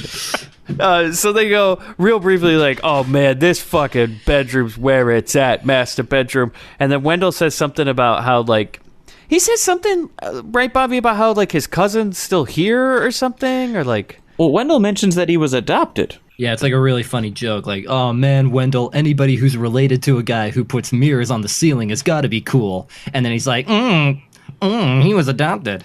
Yeah, his cousin was adopted. Duh, figures. Yeah, you didn't catch the joke? Wendell's dad is just like him. Oh my God, now I really do have some fan fiction. It's a real matter of nature versus nurture. Do you think the fucking dad from Alf ran away from that Alf family and started a new life? Why wouldn't you? I think so.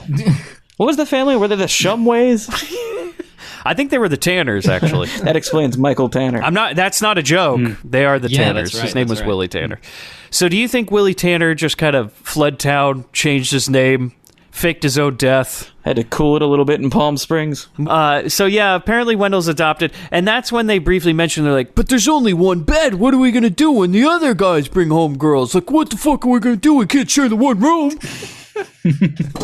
Well, there's another room. Yeah, because they open the door and go, oh no, bunk beds. And, they pull Wendell aside, and Tim Robbins is like, hey, we got a bit of a problem here with these beds, dude. What if I happen to bring a girl home? How's that going to work? We can't have another. And he goes, oh, don't worry. I can sleep through almost anything. But thanks for being concerned about me, though. Tim Robbins goes in this whole thing because Wendell's like, also, I get the top bed. And he's like, yeah, but what if I bring a girl and she's like hitting the top?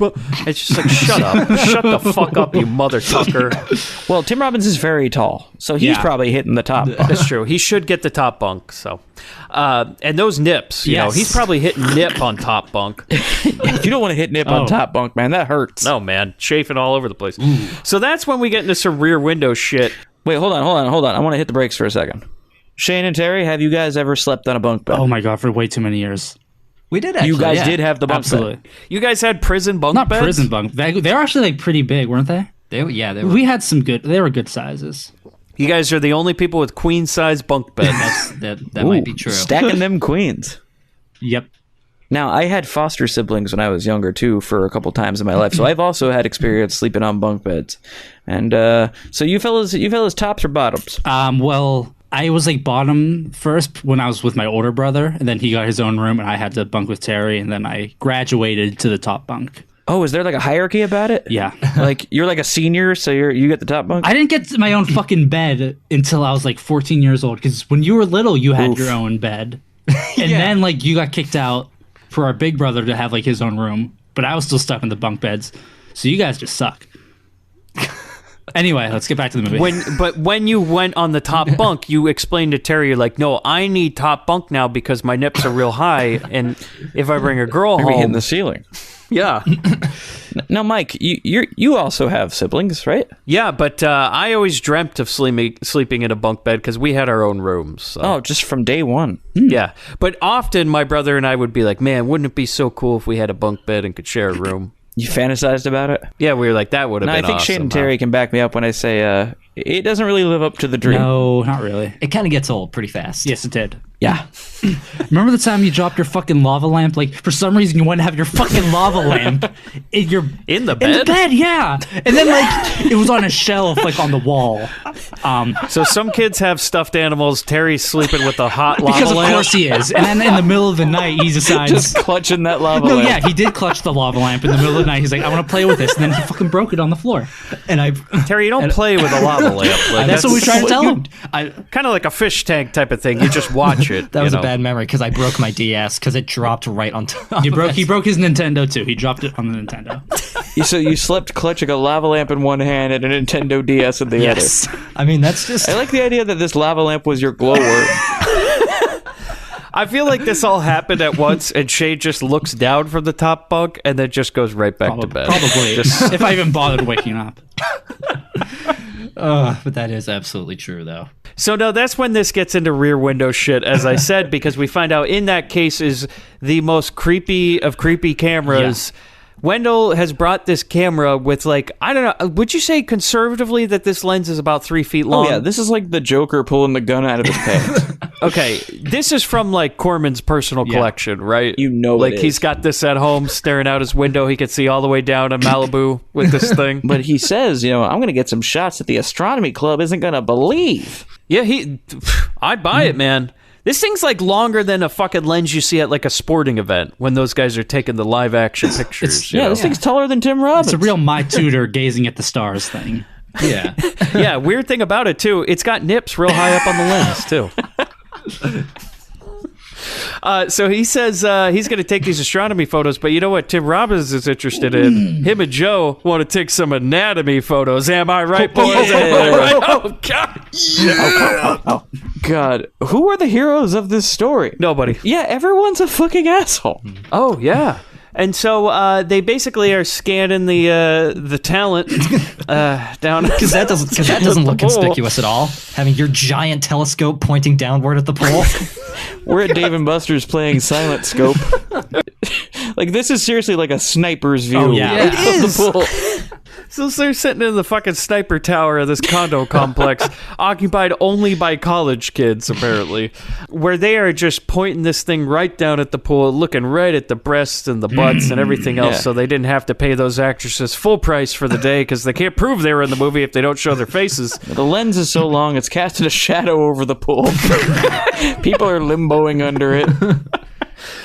But then, you know what, Bobby? Joe finds something a little bit different than what he sees down at the pool, Bobby. And by different, you mean exactly the same as all the extras. Yeah. Seriously. Like, he looks up on a balcony, and my God, he sees Ashley. Yeah. Well, we don't know it's Sorry, Ashley. he sees Bet Girl. Yeah. And she is not... Okay, she sees... I write down the minute, guys, that she's given a name. 53 minutes. Yeah, it's true. 3 minutes, and we are at like minute 10. Yes, but But yeah, to make the reference again, Joker sees Vicky Vale and goes, "Stop the press." Yeah, and he falls in love. He can't believe that there's this girl who looks so remarkably like every girl at this pool. Yeah, seriously, they're just like, there are no words to describe her. She's very attractive, but they've like stalked this movie with like your very typical like 80s attractive girls. So yeah, exactly. So it's like in comparison to all the others, like why is she so special? Because she's wearing all white. That's really it. That's absolutely right. She's like an angel. You know, it's like Anakin. He's seen an angel. She looks like an angel. Like There's a character named JC. There's a lot of this movie's my God damn it. Wizard of Oz, the Bible. There's just so much going on here. There's so many. Yeah, you remember that book in the Bible where Jesus was looking through his big telephoto lens and saw that girl? He almost gave up the Lord for her, guys. He almost did it. So now we cut to basically he's like, that's the girl I'm gonna focus on in the movie. Too bad we couldn't give her a name. Well, she's more the MacGuffin. Yeah. Yeah. So we're down at the pool with the Thetas.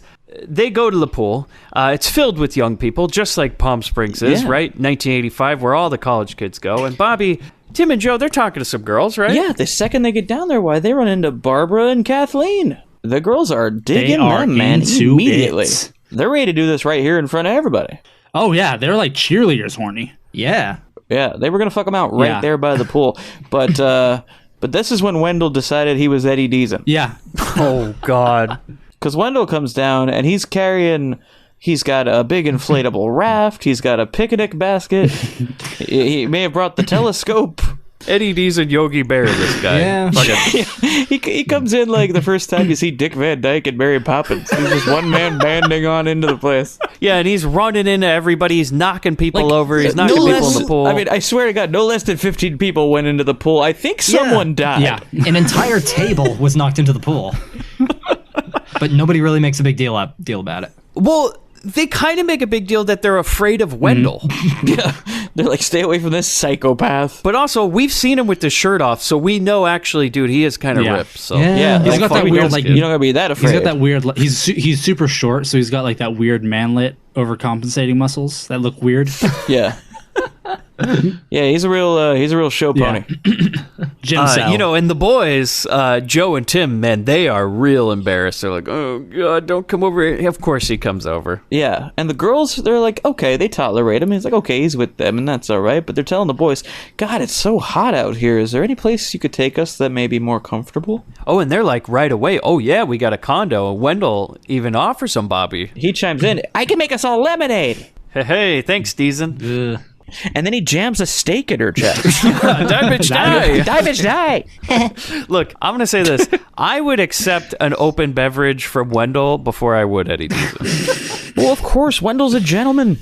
Wendell's great. Tim brings him to the side. He goes, Wendell, look, we need a little alone time with these girls. Like, maybe can you go for a swim or something? We need you to get wet so we can get wet.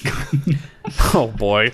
Thank you. You know, I can't believe that wasn't a line in the movie, but Bobby, Fraternity Vacation 2, casting now. It's on the poster right now. You got to get wet to get wet. Yeah, we're trying to get Robbins back to reprise his role as Mother Tucker, where he will say that line in Fraternity Vacation 2, The Legend of Wendell's Gold. And you can bet your ass there's somebody sucking rattlesnake poison out of another man's ass in that movie. Oh, yeah. Absolutely. Then Wendell does go in the pool with his pool float, and that's when everybody's afraid of him and they run out like he's the fucking turd in the pool in Caddyshack or something. So then the girls come up to the condo, and these girls, well, 4's all right with them. Oh, yeah, because they realize, they explain the problem. They go, okay, here's our situation. One room has a queen-size bed. The other room only has bunk beds. And they go, well, you know, Marianne and I are best friends, and we do everything together. And these guys, I mean, you can almost hear the boners clink together. They did a cheers with them. And so, we get into the bedroom, and we're getting hot and heavy immediately. Oh, yeah. Everyone's going for it, man. And this is that legendary scene that we talked about. This is we're gonna fine tooth this one. Yeah, fellas. we need to go Get through ready. like The next frame by 45 frame, minutes. like John Travolta in Blowout. One of the most. Yeah, this guy's blowouting it. Yeah, he's blowing it out. He's blowing something. Like you said, Zapruder film style breakdown of a scene. Like what Bobby read in the beginning of this episode. Yeah. What you read in the beginning of this episode with the trivia, which took about 20 minutes to get through, takes up maybe 10 seconds of screen time. Yeah, it's just a moment in time, but it froze time for this man. It certainly is an act of finesse, what we're about to describe. Oh, yeah. And so, everyone's getting hot and heavy. We've already gotten down to our skivvies. We're getting under the covers already.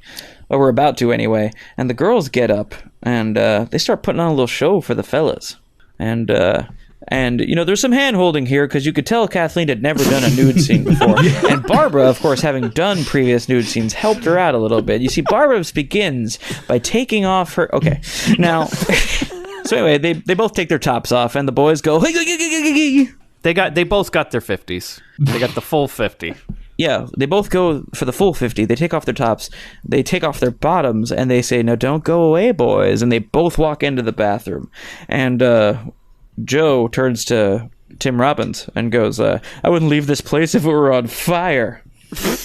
And they both they pull the covers up to their chests side by side, and they strip off their underwear and they get good and cozy. They're ready for it.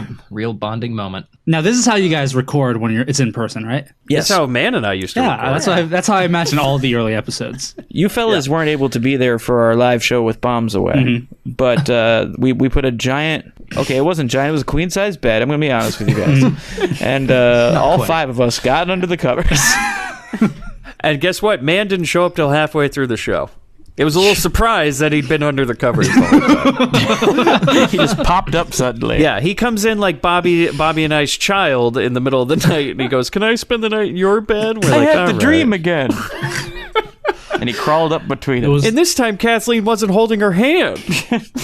But while the girls are in the bathroom, and these dudes are, once again, like Cliff and Normie just clinking together. They hear the girls talking in the bathroom, and they're like, "So, did you talk to the doctor?" And she goes, "Yeah, I understand there's a doctor now who thinks there's a cure for herpes." He's a doctor from France, apparently. Well, the French, notorious for their herpes problems. Yeah, and you got to rub a baguette on it. That's how they used to solve it back then. They go, "I don't know, something's wrong with my dick. Rub a baguette on it." You gotta... Yeah, the French version of a leech is just put a baguette on it. Just put a baguette on it. It's a holistic thing. Just stick it in some warm dough. Yeah, but doctor, I got cancer. I don't know, put a baguette on it. See what happens. It hasn't not worked yet. And don't get me started on baggette suppositories, guys. Oh my God. That is weird. Yeah, I gotta say though, Wendell was great in that one. Jeez, I don't know if that's gonna make the final one. Yes, it will. That one might be on the floor. Oh no, that's... No, it was. I saw it. Oh no, hey. So yeah, the boys suddenly their faces fall and they look at each other like, "Oh no, oh no, this is worse than the bunk beds." Because these guys also they had no intention to wrap that up. Absolutely not in Palm Springs. You're gonna raw dog if you're in Palm Springs, all right? Damn right. They don't even sell condoms in Palm Springs. You're guys. riding without a saddle. I mean, come on. Yeah, but you know what? They're not about that, guys. That's right. No, we ain't wearing no Jimmy hats in Palm Springs. We're just gonna play it where it lies. Yeah. So the girls come out of the bathroom. They're ready to horn it up. They're ready to horn it back down. But the boys are no longer having it. Like, something came up. And we gotta go. I'm sorry, you guys. And for some reason, in their own condo, they're just like wrapping themselves up in the bed sheets and running outside. Like, no, you ask them to leave. Yeah, they're gonna leave their own condo. Like, whoa. What's funny about this whole thing too is neither girl said my herpes. Yeah, I noticed that. She just said it's like she read an article that morning and went, I heard that doctors may have found a cure for herpes. Oh, that's interesting. That would be a relief for everyone. It's just a general discussion. Yeah, So should either of us ever get herpes, maybe from these strange men we're about to lay on? So Shane and Terry, was that also the conversation you guys had? Yeah, I see. Like, Terry was like, "We gotta get out of here." I was like, "Hold on." They said they didn't say their herpes. All right. Now we need to examine this more closely. Let's play the tape back. Right. Wait, let's look through their drawers and see if they have any medication or anything around here, right? If you look real close, I think you can see the herps. You can. They're when they're slumbering. sex stuff. He's an expert. He's talking about the SEX. Yeah. Oh my god. So no, Bobby, they swing the door open and oh my god. Man. It's the betas. Welcome to Palm Springs, assholes. This is typical Palm Springs welcome, right, Mike? Yeah, it's actually on the county line. You can see it on the sign. Yeah. Do you know how many times this has happened to me in Palm Springs? Right the day after my wife and I got married, we opened the door, and Chris Mann, who actually was officiating our wedding, he actually did marry us. Oh my god. He said to me, "Welcome to Palm Springs, assholes," as we walked out. While you were wrapped in a bed sheet trying to run. Well, we did say that Chris Mann did play the referee that night. So he did have a whistle. He was letting us know because he told us, and I don't know if this is legal or not, but that if you marry somebody, you also have to witness the consummation. Of course. Mike. I'm pretty sure that is actually how that checks works. out. Well, because Chris told me that was the law, and so he did have a stopwatch and a whistle. Right? No, which is why Mary and I had to. When Mary and I got married, we actually sought out the officiant on Craigslist. Oh, perfect. Because we know that rule. So we were like, couple seeks third for open-minded marriage officiation. Yeah, you guys will have to go through it one day. Don't worry. Well, I will. Yeah. Whoa. Terry's face.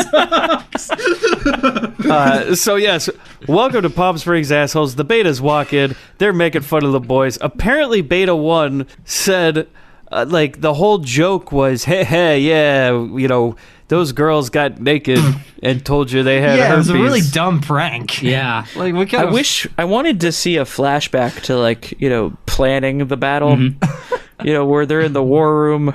He's like, okay, here's what we're gonna do to And also, get him. what if they say yes? What if they don't care about the herpes, which is very likely? Yeah. How far were these girls There going were to too take many it? variables here. The idea was just like, all right, you two go up there, you get naked, you get him hard, then you go in the other room, you say something herpes. But what if they still say yes? Nah, that's all you gotta do. You got him. Okay.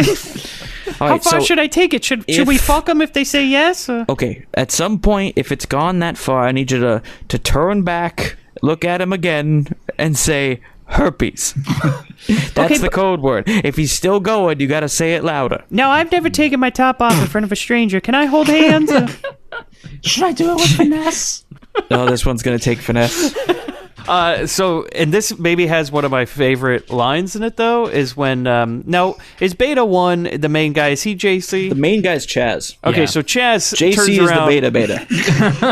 The baby beta. Chaz is the alpha beta. When Chaz turns around and looks at Joe and says, "I'll lay half the town before you get your fly unzipped."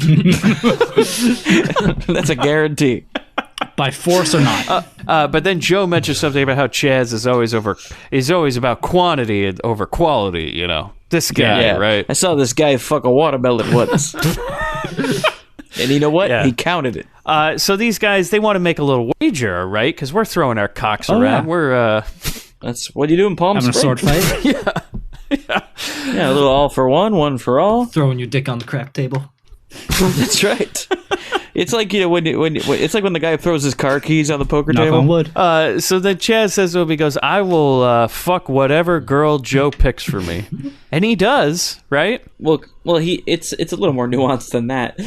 Well, that's what the bet is. He says, "I will." He says, "Pick a girl, any girl. I can have her by the end of the weekend."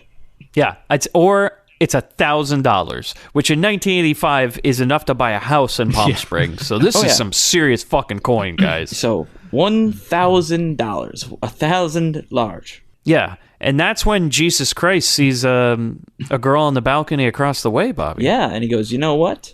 That girl." And Joe's like, "Ooh, but that's my girl." Yeah, I already creeped on her with the telescope. And he's like, no, that's the one. And of course, JC and Chaz are like, that's not going to be any problem for the Chaz, man. Oh, no. And he says, you know what? You're on. Battle of the Network Studs. Good one. So that's it. 20 minutes into this movie, we got the stakes, guys. We got the plot. It's $1,000 bet to see which douchebag will have sex with this unsuspecting girl first. Fantastic.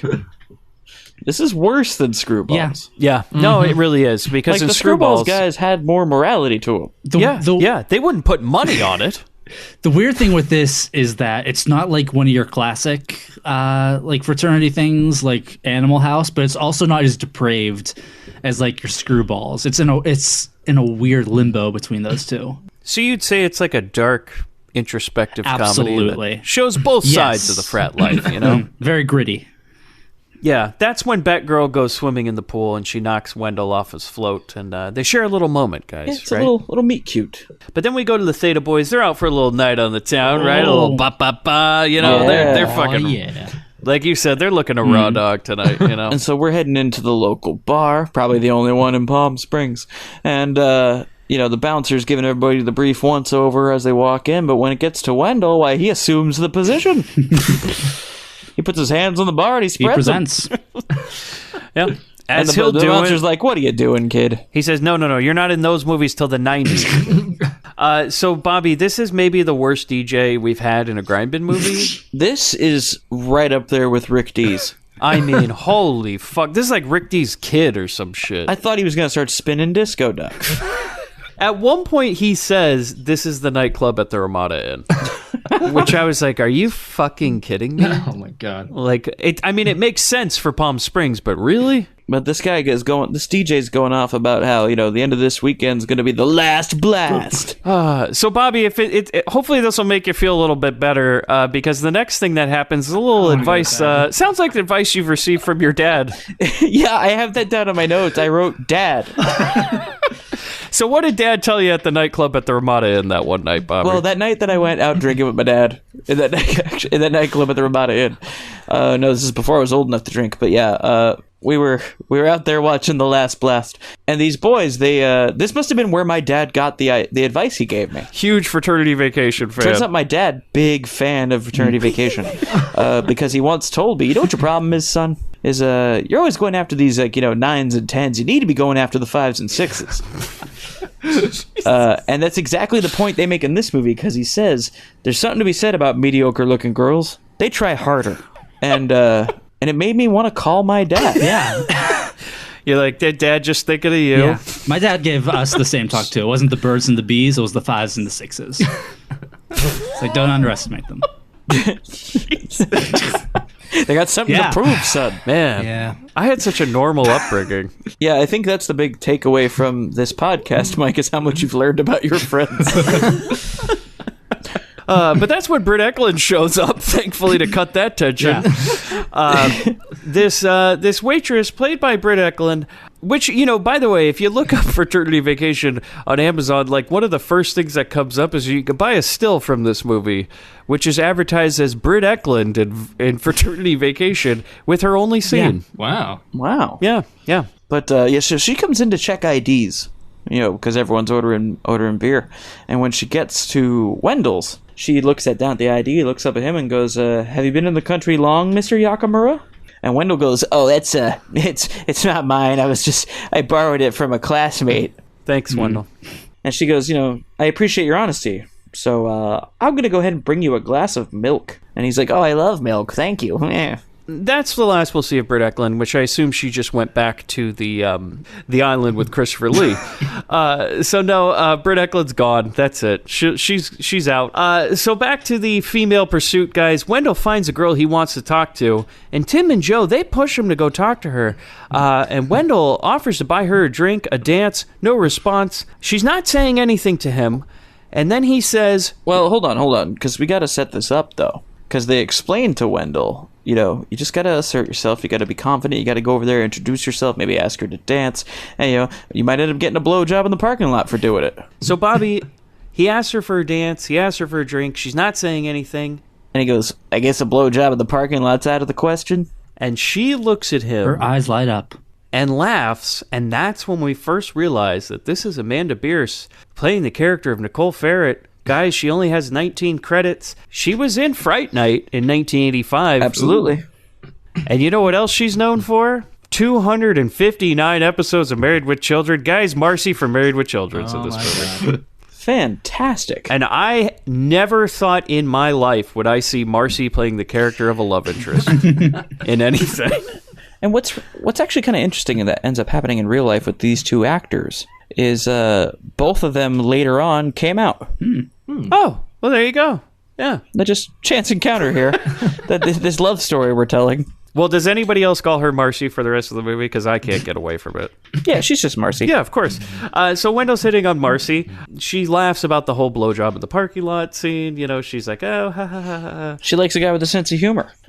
So she laughs it off and says, I really appreciate a guy who's got a sense of humor. And she asks him if he wants to go get some ice cream. And he goes, well, I'd love some ice cream. And they get up and they leave together. Yeah. And Joe and Tim Robbins are sitting back at their chair like, what the fuck? Yeah, they're shocked it worked, right? So the next thing we see is that Wendell and Marcy are getting some ice cream, right? And Wendell's got to get something off his chest. Well, he goes, I got to admit, I asked you out under false pretenses. I'm really sorry. The boys were trying to teach me how to hit on a girl, and he drops his ice cream. So he's just got the empty cone that he's crunching on. It's the old fucking classic nerd dropping his ice cream gag. Yeah, that old Buster Keaton bit. Yeah. Like, what?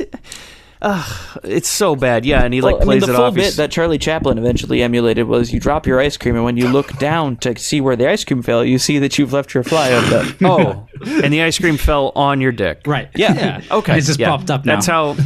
I believe that's how The Dictator ended, right? No, I think that's when he dropped a potato on his dick. Okay. See, because it was a dictator. You could have written for New World Pictures back in the day, Bobby. You're a regular Lindsay, I really am.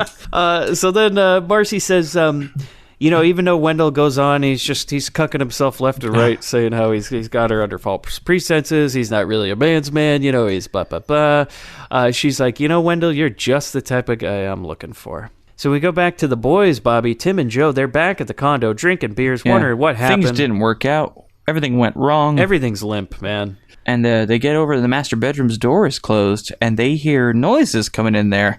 And they hear Marcy, just like in the throes. Oh, yeah. She's giggling, she's making noises. She's like, Wendell, you're just so wonderful. And they're like, damn, Wendell. But Shane and Terry, we go inside the master bedroom, and what's actually going on? Wendell is serenading her, singing Wayne Newton, some Dankeschön. Yes. Which raises the question: they could hear her giggling, but they couldn't hear Wendell belting it out. Yeah. Maybe they thought this was like an oral technique. Oh yeah, the old Wayne. The old Wayne. You ever gave somebody a Newton? The old spicy Newton. A cookie is just a cookie. If you'd like to hear Terry recreating this scene, you check out his Bandcamp where he sings a version of Dankeschön with Shane laying next to him in bed, playing the character of Marcy. Yeah, we're making the official Grindbin soundtrack album. I love the hits. drop that happens in there where it says, Trampire, you're wonderful. Oh my god! Actually, do check out his music project, by the way. It's very good. Yeah, Terry, I was kind of setting it up so you could drop that Bandcamp URL right here. He's not going to do it. I thought you were joking. I'm sorry. No, we were being serious just then. Pimp your shit, It's Terry. bandcamp.com. It's http:// It's trampire.bandcamp.com, and it's spelled TRAMPYR. Terry, I just noticed. I got 4 songs on there. I'm just noticing that Terry has tagged his desk with a pen. You wrote Trampire 2019. It's right under my mic. Don't fucking be saying. Don't Why be are you revealing. Why does it say it here? I don't know. I think 2019 is the year of the Trampire, Shane. Honestly, I think I might have actually written that while we were recording another episode, actually. Remember when we were watching Love Butcher and I was drawing? I drew, what's his face? Yeah, you made your own caricature of... You drew Caleb? Caleb and he did. Lester. And by the way, if you look at the IMDb, there's this stupid piece of trivia where they go, on the HBO version of this movie, they replaced the Wayne Newton song with another song. Oh, it's it. With tub thumping. When the Saints Go Marching In. It's like, shut up. Was it? Yeah, that really was. And you know damn well that Corman made them do that because he's like, no, public domain only. No, we're not paying Mr. fucking Newton a dime. They cut back in, he's like, swing low, sweet chariot. So no, they just share a mutual love of the Wayne. As we all do. So Joe is now spying on the Bet Girl, or Allison, through the rear window camera, right? And he's planning his attack. Waiting to witness her murder. Man, if this movie took that turn. She suddenly got stabbed. Like, what are we gonna do, Tim Robbins? We gotta get out of Palm Springs and fast. It's another classic. I gotta get out of here. Raymond Burr busts in their room. So he's planning his attack, right? And Tim is wondering where Joe would ever get $1,000 if he loses this bet. He's like, where are you ever going to get the money, you know? And he's like, hey, we won't worry about that. That's plot. That's plot. And so then Wendell calls his dad from the other room, and he's telling her about Marcy, and he's like, yeah, she lives on Bob Hope Drive. She even met him once and all this stuff. Yeah, they got a little mailbox. Looks like a castle. Yeah, which will come into play, thank God, that little nugget of plot will come into play at the very last moment of this movie. So Dad's all happy about it, right? Except for that fucking alien living in his house. He's happy about everything else going on. Can't find the cat, but you know. But he tells Wendell to tell the frat boys they've won, because when he comes out to the patio, he's like, hey, my dad, I was talking to him on the phone, and he said to tell you guys you won. Yeah, basically the plot we set up at the beginning has already resolved. Yeah, we're done. So, yeah, these boys are getting their jacuzzi. Yeah. Well, that's what we all were hoping for. We're like, yeah, get that fucking plot out of the way, right, guys? Get him the I didn't jacuzzi. come to Palm Springs for plot. So Wendell comes out to talk to Joe and Tim, right? He tells them about Dad, says they won. And that's when he asks Joe, Bobby. Wendell says, hey, what you doing today? And he goes, you see through this camera here? You see that girl? Yeah. That's what I'm doing today. Yeah. Get her done. That's right. And he says, well, how are you going to do this? And he goes, well, you know, this is no ordinary girl. This one takes finesse. Yeah. This movie is dripping in finesse. They don't make no sense. Yeah. You know. Bruno's taking notes watching this. Like, This movie's got it going on. Feels so good to be us. Check out Bandcamp /Bruno Yeah, help him out. Wendell starts to explain how he ended up going a courting with Nicole, with Marcy, and he explains that, like, you know, at first she wasn't even really interested in me. Quite frankly, she felt sorry for me, and that's why she even gave me a chance. But, you know, as we started getting to know each other, she really she came around. And a light bulb goes off. And they look, oh, Eureka. Mm-hmm. And they look at each other in the eyes, and they go, she felt sorry for him. This, honestly, like, I didn't think it was going to go this far for, like, how pathetic they were going to go. It's like, this movie gets downright gross. Yeah, it does. Yeah, exactly. You're like, fuck these guys. These guys are awful. Yeah, I thought, like, maybe they were just going to be like, oh, sweet little small bean boys. Like, you know, try to play, like, more sensitive. I did not know how dark this pathetic, like, pity route was going to go. Yeah. So let's do it, guys. Let's play a little. Let's do a little role play here. Mm-hmm. I'm the sexy lady in the bikini. Yeah. And you two are Joe and Tim Robbins. Come sit down next to me. Oh, man. My girlfriend left me because I'm so rich and well hung. I just want to fucking kill myself, man. Get over yourself, man. There will be other women. Look at us. We're in Palm Springs. There's babes all over this place. You can't be too worried about her. I'm gonna kill myself, man, because I got so much money and I love sex. That's basically it. Yeah. Fantastic, fellas. Yeah, and she's not really picking up on it too hard. Like, she's looked up a few times while they were talking. She's heard what they had to say, but she's not getting involved. But there's no time to find out because everyone has looked skyward. Oh my God. This is Shane already ruined it, but this is how I came into my wedding. Absolutely. You came straight from Marmaduke's Island. Yeah, right into the pool of the hotel we were married at. There's a rainbow parachute, and a man lands right in the pool and gets tangled and drowns. By the way, speaking of Eddie Deason, very similar to Muggsy's Girls. Actually, yeah. Yeah, very that time reminiscent. when Now he has that little biplane and lands in a pool. In the trailer, during the scene where, like, you see him splash into the pool, they actually, like, overcut Wendell screaming to make it seem like it's him. Really? Yeah. Because, you know, it's more funny when the nerd gets physical nerd comedy, so they wanted to play it up like that. But this isn't nerdy at all. This guy is an Adonis. Oh, man. Everyone gasps. This dude lands. He comes out, and he immediately unzips his jumpsuit. Mm-hmm. Everyone's applauding. Like now, peeling a sexy banana. This is Chaz, but I wish he would have been called JC, because this guy more resembles Jesus Christ to me. Yeah. Hot Jesus. He's going to turn that pool water into wine. Yeah. That's what Roger Corman said. Yeah, he's like Jesus, but hot. So no, Bobby, he's here, right? Or Shannon Terry. So you say this man's an Adonis. He has what is Chad's game? How is he going to get Bet Girl? Well, Ashley. He is posing as somebody who's about to do a lecture at a local university about a book that he has written. Mm-hmm. Now, let me pause real quick. There is no university in Palm Springs or anywhere close to it. I figured. Now you can keep going. Does anyone have the name of the book written down? Oh, God. No, it was... Sex and Zen. It's called Mind, Body, and Sex. That's Sex and Zen. But yeah, that's his angle. He's pretending he's promoting a book about like physical, spiritual, and sexual health, and like that's how it was going. the prequel to Eat, Pray, Love. Yeah, guys. It was Mind, Body, and Sex. So yeah, he does all this, and Ashley is not impressed at all. Like at this point, she walks away. She's disgusted. But meanwhile, the entire pool party has erupted into applause. Yeah, I read it would work on me. I was impressed just watching it. Like I said, let's get rid of that plot, you know. But we cut to the the four boys, the two pairs of contestants. This episode of Double Dare cuts to the sauna. Remember how they all hate each other? Yeah, but it's all in good fun. The way we all hate each other. Yeah, exactly. Yeah. They still all hang out shirtless in saunas together and sweat. I mean, I have many enemies, but like I get naked with them all the time. I mean, come on. We have many spa days. Yeah, that's how you have your most heated arguments. Exactly. When you're naked and sweaty in a sauna that's not even working. Right. That's the power move. You bring somebody into a sauna. We don't even need to go into a sauna to get naked and sweaty when we're arguing. It's true.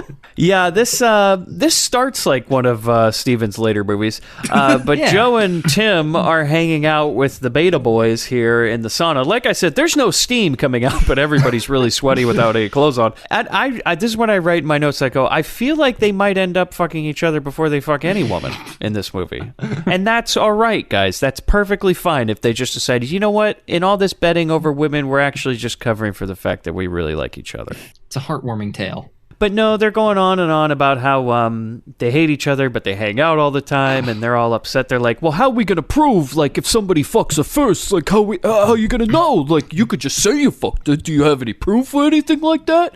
He's like, I don't know. What if you say you fucked her? And this goes on for 5 minutes where they're complaining about how they'll actually be able to tell who had sex and who won the bet. Yeah, this is great. It's basically all build up to essentially having to make a sex tape. Yeah, the line in the scene that I wrote down because I really liked it is when JC says about Ashley, she owes it to mankind to be easy. Yeah, that's right. Jesus. Classic Jesus line, though. It's like, what?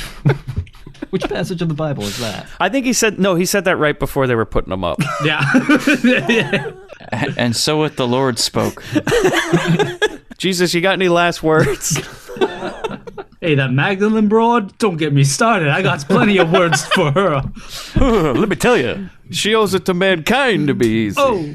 You know, this makes sense, though, because remember one of your earliest episodes, The Roommates? Hey, next time you wake up at a guy's bed, don't nail him to the fucking cross. It all makes sense. Okay. So you think JC might have grown up and been in The Roommates at one point. Okay. So that's when JC also mentions, though, he goes, who knows, she might even be a virgin. And that's when... He says, what if she's weird, like a virgin or something? I didn't think there was any left in California. That's exactly what I thought. That was the first thing I thought. Cheerleader's line, yeah. Can confirm. Yeah, the quote that Chaz says is, if there's any person over the age of 13 in Palm Springs that's a virgin, I will personally call Ripley's. Yeesh. And I will personally rectify the situation. That is quite the age to bring again, going back to the cheerleaders, the girl's story about losing her virginity at 13 to the gas station guy. So there's evidence to back that up. Yeah, call Ripley and the power loader. I'd love to take my family to Ripley's and then just about virgins in Palm Springs. This 14-year-old never fucked. There's a lot of lines in this episode I hope nobody ever isolates of me. Well, Quite a view. we're all going down for this episode, fellas. We are Our political careers are ruined. we are We're all going to canc- end up in a Palm Springs jail. we are canceled as fuck. Absolutely. You know, it wouldn't be a good joke without a punchline because Wendell walks into the sauna and Chaz turns to JC and goes, "Get me a phone." I missed that one. That might have been the best joke, well written in the whole movie. Not saying much Oh yeah, for the joke Exactly. itself. because we It's haven't just- really touched on it, but like the jokes in this movie are like, They're awful. yeah, actually. I don't even know how to put it. Like these That are was like, look. That's the high water mark. Yeah, okay? yeah, exactly. like you guys make a lot of jokes about like cocktail napkin jokes. This is like written on the palm of their hands, and then they washed their hands and it was smeared. So they didn't. Yeah, seriously. And so as the betas, thank you. I almost said alpha betas. We're like nerds. As the betas leave, they put a chair over the sauna door. They lock these fellas into the sauna, which is an attempted murder. Yes. Way to go! What a way to go, though. Like nice, sweaty with your boys. You know, Instead the of way being I came cremated, in. I want to be sweaty with my boys when I go. Yeah, all right? that's how we all want to go. Yeah, we're just gonna weekend at Birdie's you to the sauna. Yes. We're all just gonna have our arms around you like, this is our boy right here. The way this show is gonna end, you guys are gonna visit Bobby and I. We're all gonna sit in a sauna. Man is gonna lock us outside, Just gonna lay the and chair we're gonna record our last marathon episode. Yeah. See how long we until can it go. runs out. Yeah. Ugh. Just going by memory as we get too sweaty and start forgetting everything. Here's a little piece of trivia to tie it back to a past Grindbin movie, Coffee. We'll be doing that in Will Rogers' sauna. Ooh, but he's not gonna clean it. No, absolutely not. And so we cut from there to Wendell picking up Marcy. Yeah, because Wendell left the sauna. He was not in the sauna when they got locked in. not when It's it got just Joe locked and in. Tim. He came by to borrow the car. And he went to go pick her up, and she comes running out, jumps in, gives him a big kiss, and goes, "Lay rubber, Wendell. Do it for me." She likes bad boys. Has anybody ever used that term? Lay rubber? Just Alan Jackson. Oh, okay. That was burn rubber. Lay rubber is like. No. You mean laying pipe? You're getting That's what I mixed up. thought. Yeah, I was you- like- Yeah, exactly. It's like Marcy, I was you're like- confused. Yeah, I was like, oh shit, she's taking this far. Yeah. You know, they spend one night singing Wayne Newton. Now she wants him to lay pipe, like you're saying. It's all you gotta do. Once you've given her the Newton. Oh yeah. lay rubber means she wants him to use protection. So she's Extra, you got to okay. double wrap. Lay rubber means like you want a lot of latex between you and the other person. exactly. Although maybe lay rubber means lay that rubber on the ground. We won't need Yeah. it. This is Palm Springs, motherfucker. No, it's like back in medieval times when a knight would lay his sword in the bed. Yeah. Most of the Anyone women knows here this are one? past menopause. You're not going to be needing the protection. So Yeah. we go back to the sauna, and the boys have finally managed to shoulder their way out. Which we were all hoping they didn't, right? We were all They hoping. just die there. And the rest of the movie is just like planning the funeral. Tim Robbins would start having like his visions from Jacob's Ladder. Oh god. Like he's being rolled through that hospital hallway, and he. It's just Dr. Wendell. Yeah. What if at one point in Jacob's Ladder he wakes up and it's just fraternity vacation? Yeah. He's back. He's back Like in the instead sauna. of the flashback to Vietnam, it's a flashback to this. So they finally get out, and oh my god, the timing of it. There's Ashley. There's Yeah. our bet girl. Now, Shane and Terry, I want to do a little role play here. Yes. I'm a sexy lady in her bikini. You are Joe and Tim Robbins. Action. Joe, you got to get out of there. You can't kill yourself over abroad. Come on, there's more to life. You got so much to live for. No, man, I gotta kill myself. I'm cutting deep, man. Hitting arteries in this sauna. I gotta die.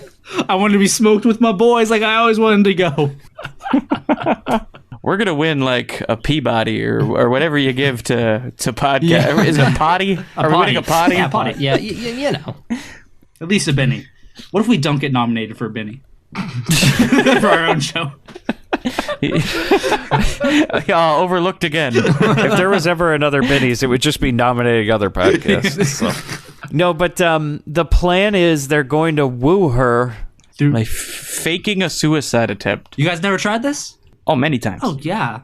Was it work every time? I can actually share a real story. Oh, Oh, no. It's not about suicide. Actually, one of my foster brothers and I once saw these two girls at the Trexlertown Mall in Pennsylvania. We wanted to get their attention, but we needed to do like a But apparently, for some reason, we decided that coming up and saying hello would not be the way to do it. So we wanted to do something. This one took some finesse. Mm-hmm. Yeah. And so what we came up with was, dear God, what we came up with was we just got into a fist fight. Yeah. Chicks love fights, right? Like, yeah, like love fights. it was like in our little, the early teen brains, we were like, no, it's like a super masculine thing to do, right? It's like, yeah, we're just gonna like start punching each other. The girls are gonna be like, oh, what's going on? You two, stop hitting each other. It's too sexy. But here's the weirdest part, fellas. It worked. Really? No. They bring them up different in PA, right, fellas? Oh yeah. Shane, do you remember this one time years ago where you had this plan to talk to this girl, and you were gonna have me pretend to be the Russian metal singer from Clerks? Yes, I did. Oh my God, Olaf, metal face. Exactly. I swear to God, he was just like, "It's that cute girl over there. We're gonna go out. I'm gonna introduce you. You're gonna do the whole bit." Because like at that point, we had already seen the movie a million times. I could quote the whole thing, but You backed out. So yeah, I was. You're too the much. worst wingman. Because I was 12 at the time. Because like I was. How old would I have been? I can't do math. you would have been like 16. Yeah. Like all right, Terry, you gotta help me out. Terry, So his this all his ended- love for her was ticking clock. Yeah. Time was of the essence. Right. This all ended with Shane just yelling at Terry in the middle of a mall, why don't you go hug your goddamn lava lamp? Yeah. Exactly. Oh, and then like the real serious face of just like, you crossed a line today. Yeah. You have disgraced the memory of my Nintendo DS. You're dead to me. Surprisingly, just like you guys, the plan works. She's kind of into it because she's more concerned that this man's going to kill himself. As Tim finally opens the door, and Joe falls to the ground, and Tim's trying to take care of him, and he's like, "Oh my God, I don't know what's wrong with him." And she's like, "Oh well, his body temperature must be crazy hot. Let's get him into the showers." And they're like, "Ooh, shower," like still trying to contain the boners at this point. We gotta get his temperature down. Quick, get his shorts off. Okay, when you saw them though drag Joe to the shower, were you almost expecting a tet pitched? Like You were. I was hoping. yeah, because she goes, "We got to take his pants off," and it's like, and they get him off, right? And then she's like, "Run some cold water on him. Got to get that temperature down." I don't know how this is anything like, man, we're going to extreme lengths for the like pity. Yeah. Yes. Plus, running cold water over your junk, you run the risk of shrinkage. Yeah. Like that's gonna work against you. Well, it's like they set up a shrinkage joke, but they never really followed through. Yeah, that's the pointed out. thing. Like it seemed like they were about to go there, but like no. So they put cold water on him, right? They do it, and then she's like, "Why did you do this?" And Tim pulls her aside and he goes, "You don't understand. This girlfriend of his, she left him. He just needs to find the right girl, one who won't take advantage of him sexually, one who will respect him." And she's like, "Well, I mean, if it's that bad, I mean, I feel so bad. I can take him out to dinner." Tim's like, yeah, I think that would be a good idea. So that's how they get a date, is that he pretends to kill himself in a sauna. Yeah, that's what you want to do. You want to make sure a woman is afraid that you're a suicide risk. Yes. That foolproof method. Mm-hmm. Yeah. You know, that's how Dad did it. Right. That's how America does it. The next thing is, because we kind of power through this one, guys. We're not too far from the end here. We still haven't gotten to her actually getting a name, Beck Girl. Yeah. I'll just keep that in mind, everybody. She has not gotten a name in the various scenes she's been in at this point. Nobody has said her name yet. Certainly not. So we go horseback riding, Marcy and Wendell, and he's getting a little ill from doing it. From there, we cut to Ashley, our girl with no name. I love this scene. She goes to her aerobics class. Yeah. But while it's all going on, in walks Chaz, and he just casually goes to the back of the room where there's an Olympic-style pommel horse. Just there. Okay. Now this is the move, man. This is how you guarantee pick up a woman. This scene actually made me laugh. I was tugging at my collar. I wouldn't laugh. I was tugging something else. We were at a tug of war. I mean, goddamn, this is like, we've talked about Bronson power moves. This is something This one else, beats dude. it, man. Like, you really want to establish yourself as the alpha male. Assert your dominance. You get up on that pommel horse that shouldn't even be in there, and you just start going. In an aerobics class, a fucking pommel horse. I mean, we're 1 year off the LA Olympics at this point. People are hot and heavy for the Olympics, right? 1985. We're in the midst of Olympic fever. Everybody's training for the pommel horse. We're still sweating from it. But I'm writing, I go, what are the odds there's a pommel horse in an aerobics class? Also, what are the odds that's his thing? And then also, what are the odds that she's wildly into this? Like, it works, man. Oh, yeah. Yeah. The fucking trifecta. It's just all three, man. And so she's way into this. Then we cut to Wendell. He's dropping Marcy off at her house. And she says, look, Wendell, I really like you and all, but if you aren't good enough for my dad, I can't date you. Yeah, you're going to meet my family tomorrow, and if Daddy doesn't like you, I can't see you anymore. And she mentions, she goes, look, he's a little tough on guys. The last date I had, he shoved his head underwater until he promised not to see me anymore. And when we meet her dad, I believe that. Like, you think it's, look, the best scenes of this movie have not even happened. Oh, no, audience. Absolutely like, not. When you find out, if you haven't watched this movie or you have no idea what's going on, just wait, Grindbin audience. It's a real treat, okay? So, just moving on, we have a scene with Joe and Tim Robbins, and they're setting up the camera to create proof for when he goes on that date and gets back in the bedroom with her so they could take photos of them having sex. And it just so happens that while he's setting up those shots, she happens to be in that bedroom changing, and he starts taking photos of her getting naked. Yeah. Our heroes. Yeah, our heroes. We should say, we skipped over one quick thing that is integral to the plot, is that Chaz is now helping out the aerobics class work out, like on, again, there's a random weight machine. Oh yeah, it's the butterfly chest press, like from Death Spa. Yeah, and what she's a weird doing, gym this is. Everybody is watching her do that and going like, is that how you do this machine? And he's like, perfect. It is literally the most self-explanatory machine in a gym. Basically, the only reason I mentioned that is because they get a date out of it. So Chaz also has a date with her, but she wants him to teach her some more things. He says, I've got a half hour today, and she's like, I'm busy today. Can we do tomorrow? Yeah. So we'll just set that up. They have a date. So Bobby, back to the naked pictures, because that's what the boys want. Tim Robbins is snapping picture after picture of her nude. She gets the other half of the 50 in this scene. Yes. And you hear Tim Robbins go, I am appalled with myself. His reactions in the scene are great. He's like, oh! This is just this. Okay, we should say that the camera has moved to the roof at this point in the movie. It is on the fucking roof. Yeah. So to not notice two dumbasses, one guy who's 7 feet tall with nips as high as Han and Chewie are on the roof. Those high nipples. Yeah, this guy's fucking 7 feet tall with nips up to his chin, standing on the fucking roof with this goddamn rear window camera, taking pictures of a girl through her window. Nobody notices, apparently. Also, he's loud as hell, going like, I got a fucking boner, just screaming it. My rocket's just ignited. And Joe's like, let me see. He's like, no, you'll see more tonight. I'm just getting these pictures. Oh my God. Jesus Christ. And so we go to the date. And we're sitting at dinner, and Ashley is explaining to Joe.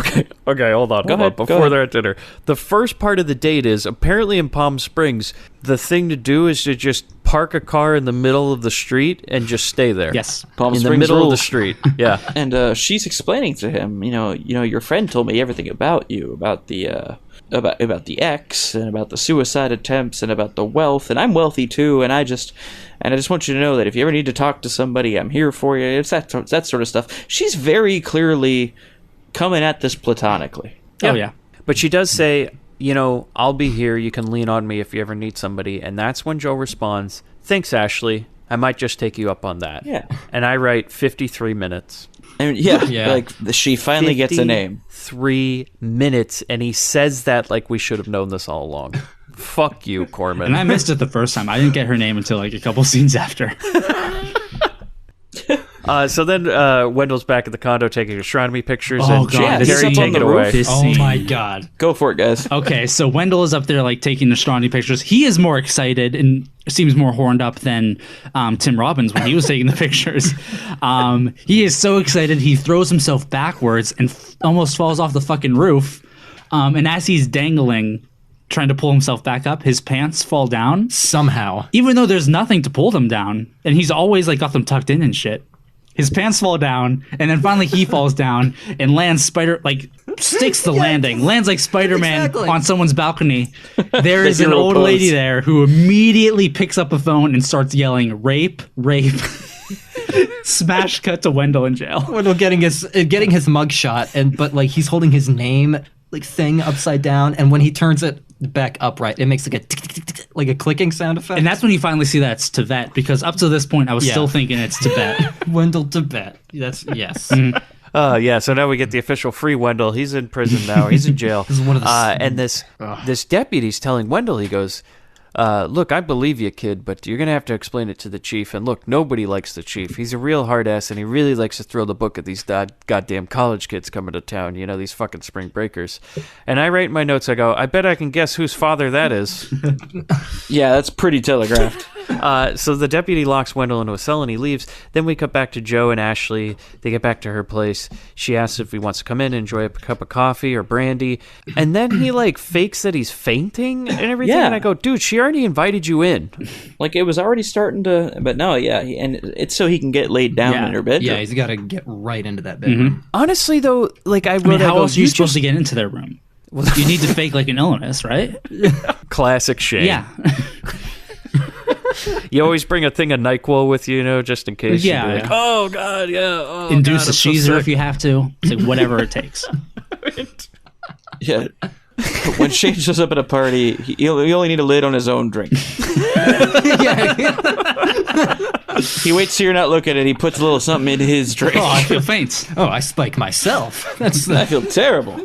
So it works. He gets into her room, right? And then he's like, oh, no, turn on the lights, turn on the lights. Oh, open He's like, the yeah, blinds. it's too dark in here and it's too stuffy.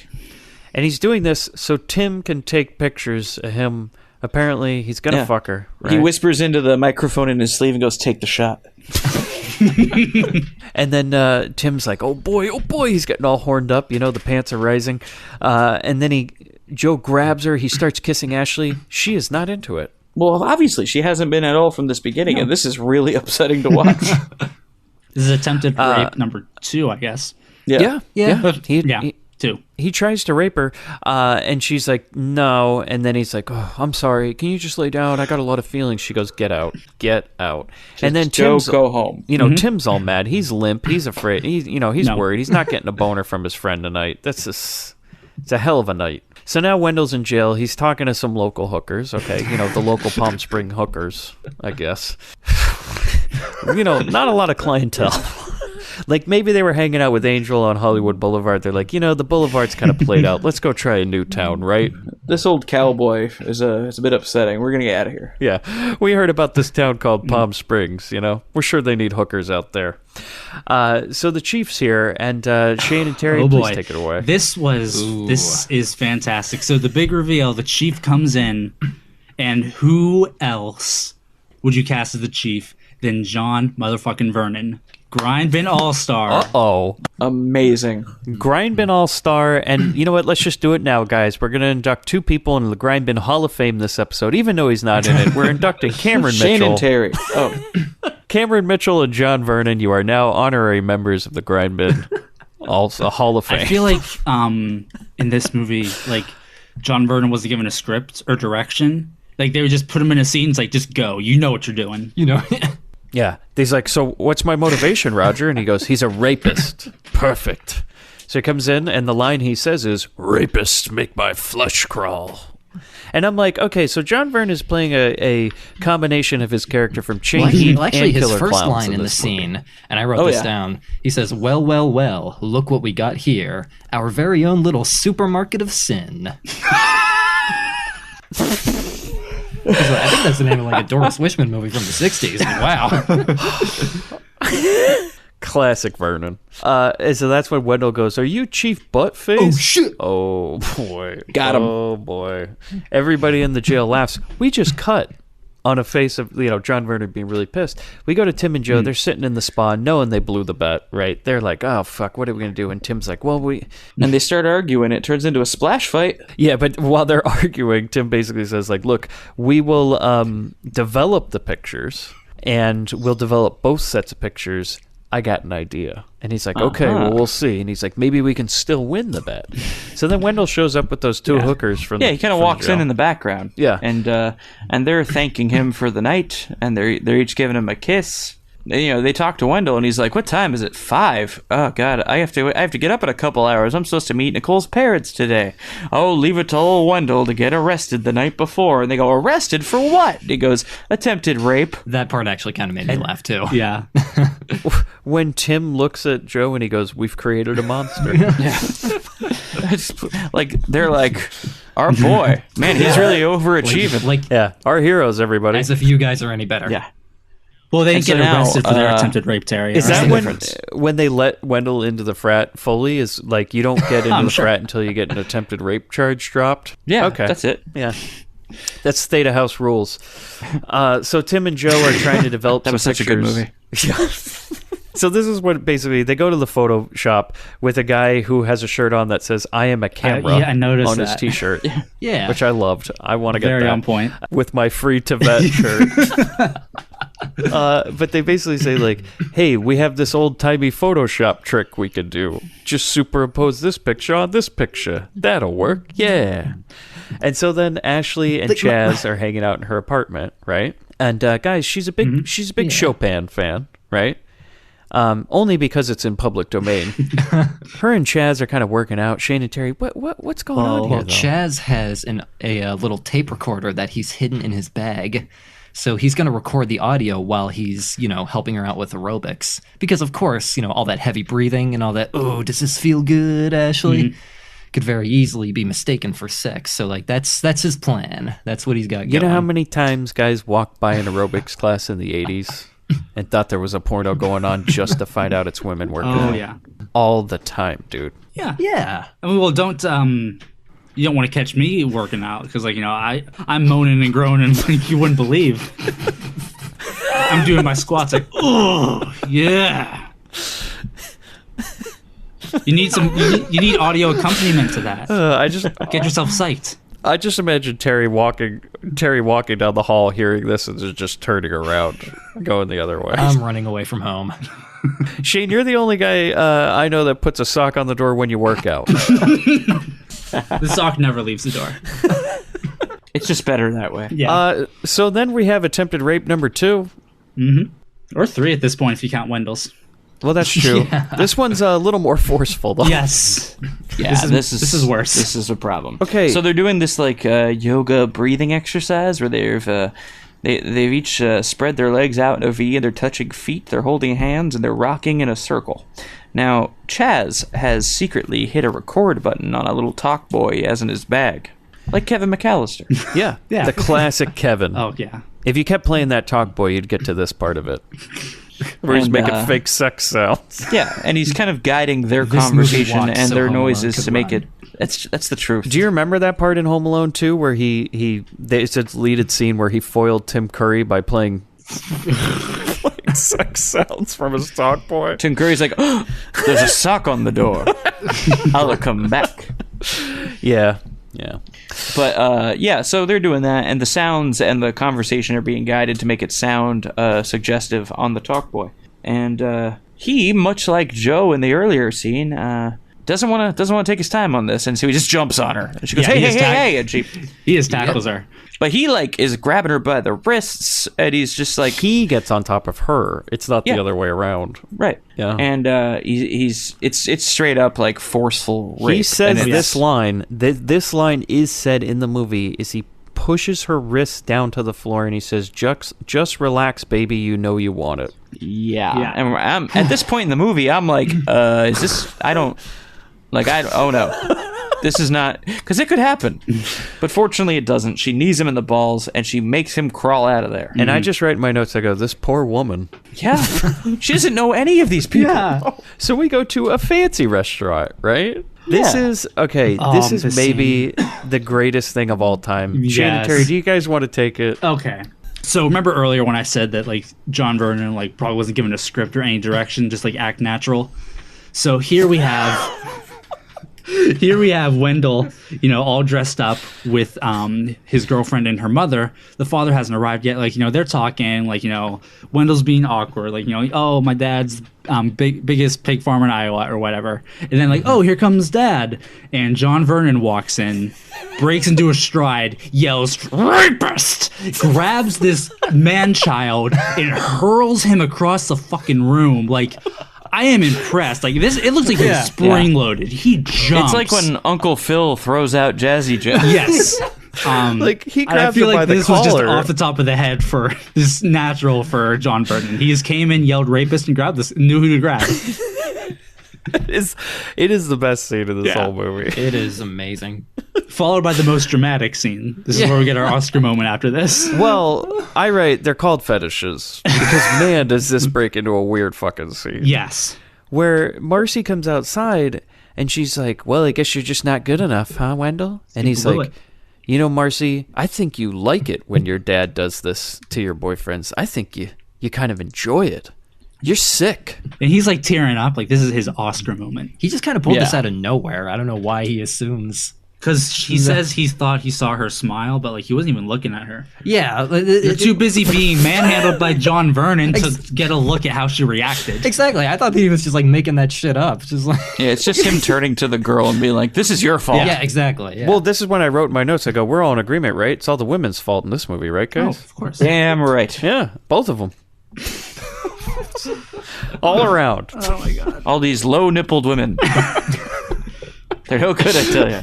Yeah, because he does. He keeps going like, "I saw that smile on your face." I'm like, well, dude, in her defense, everybody was smiling when John Vernon fucking grabbed your ass and pulled you across the table, dude. Like, John Vernon did the fucking magic trick where he pulls the goddamn, The tablecloth without me knocking over the drink. but he did it with a person. Like, you almost expected him to pull Wendell out of his suit and just the suit be sitting in a chair, just an empty I honestly, suit. The chair I was honestly spinning. thought they were going to throw a dummy out the front door. If you're not going to watch the whole movie, watch the trailer because that scene is in it. Oh, yeah. Wonderful. Okay. Also, when he says rapists, Yeah, he just yells rapist. No, not in the trailer.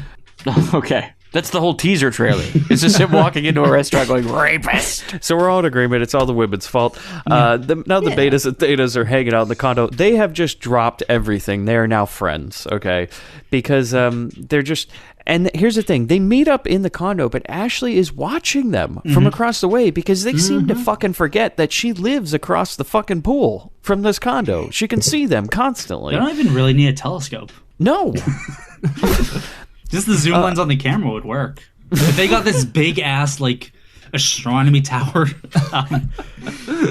Yeah, if anything, they might be getting too close. Yeah. You know, like you might be getting the middle of a Grindbin bingo card if you look through this thing. You know. Oh, no. So she's watching them, and they're both inside the condo now, right? She didn't see this part, but we know she's onto it.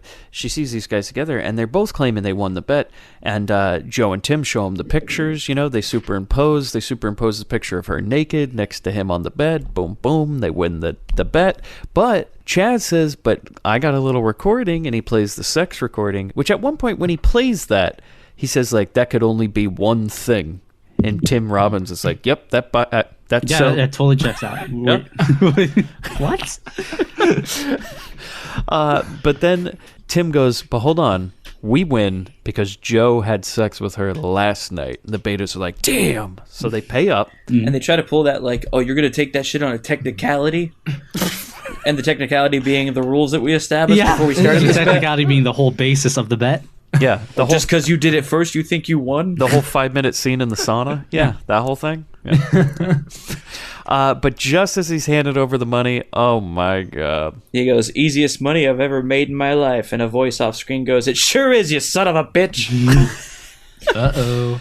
She's here, Ashley has come. and I got so fucking mad at this movie at this point.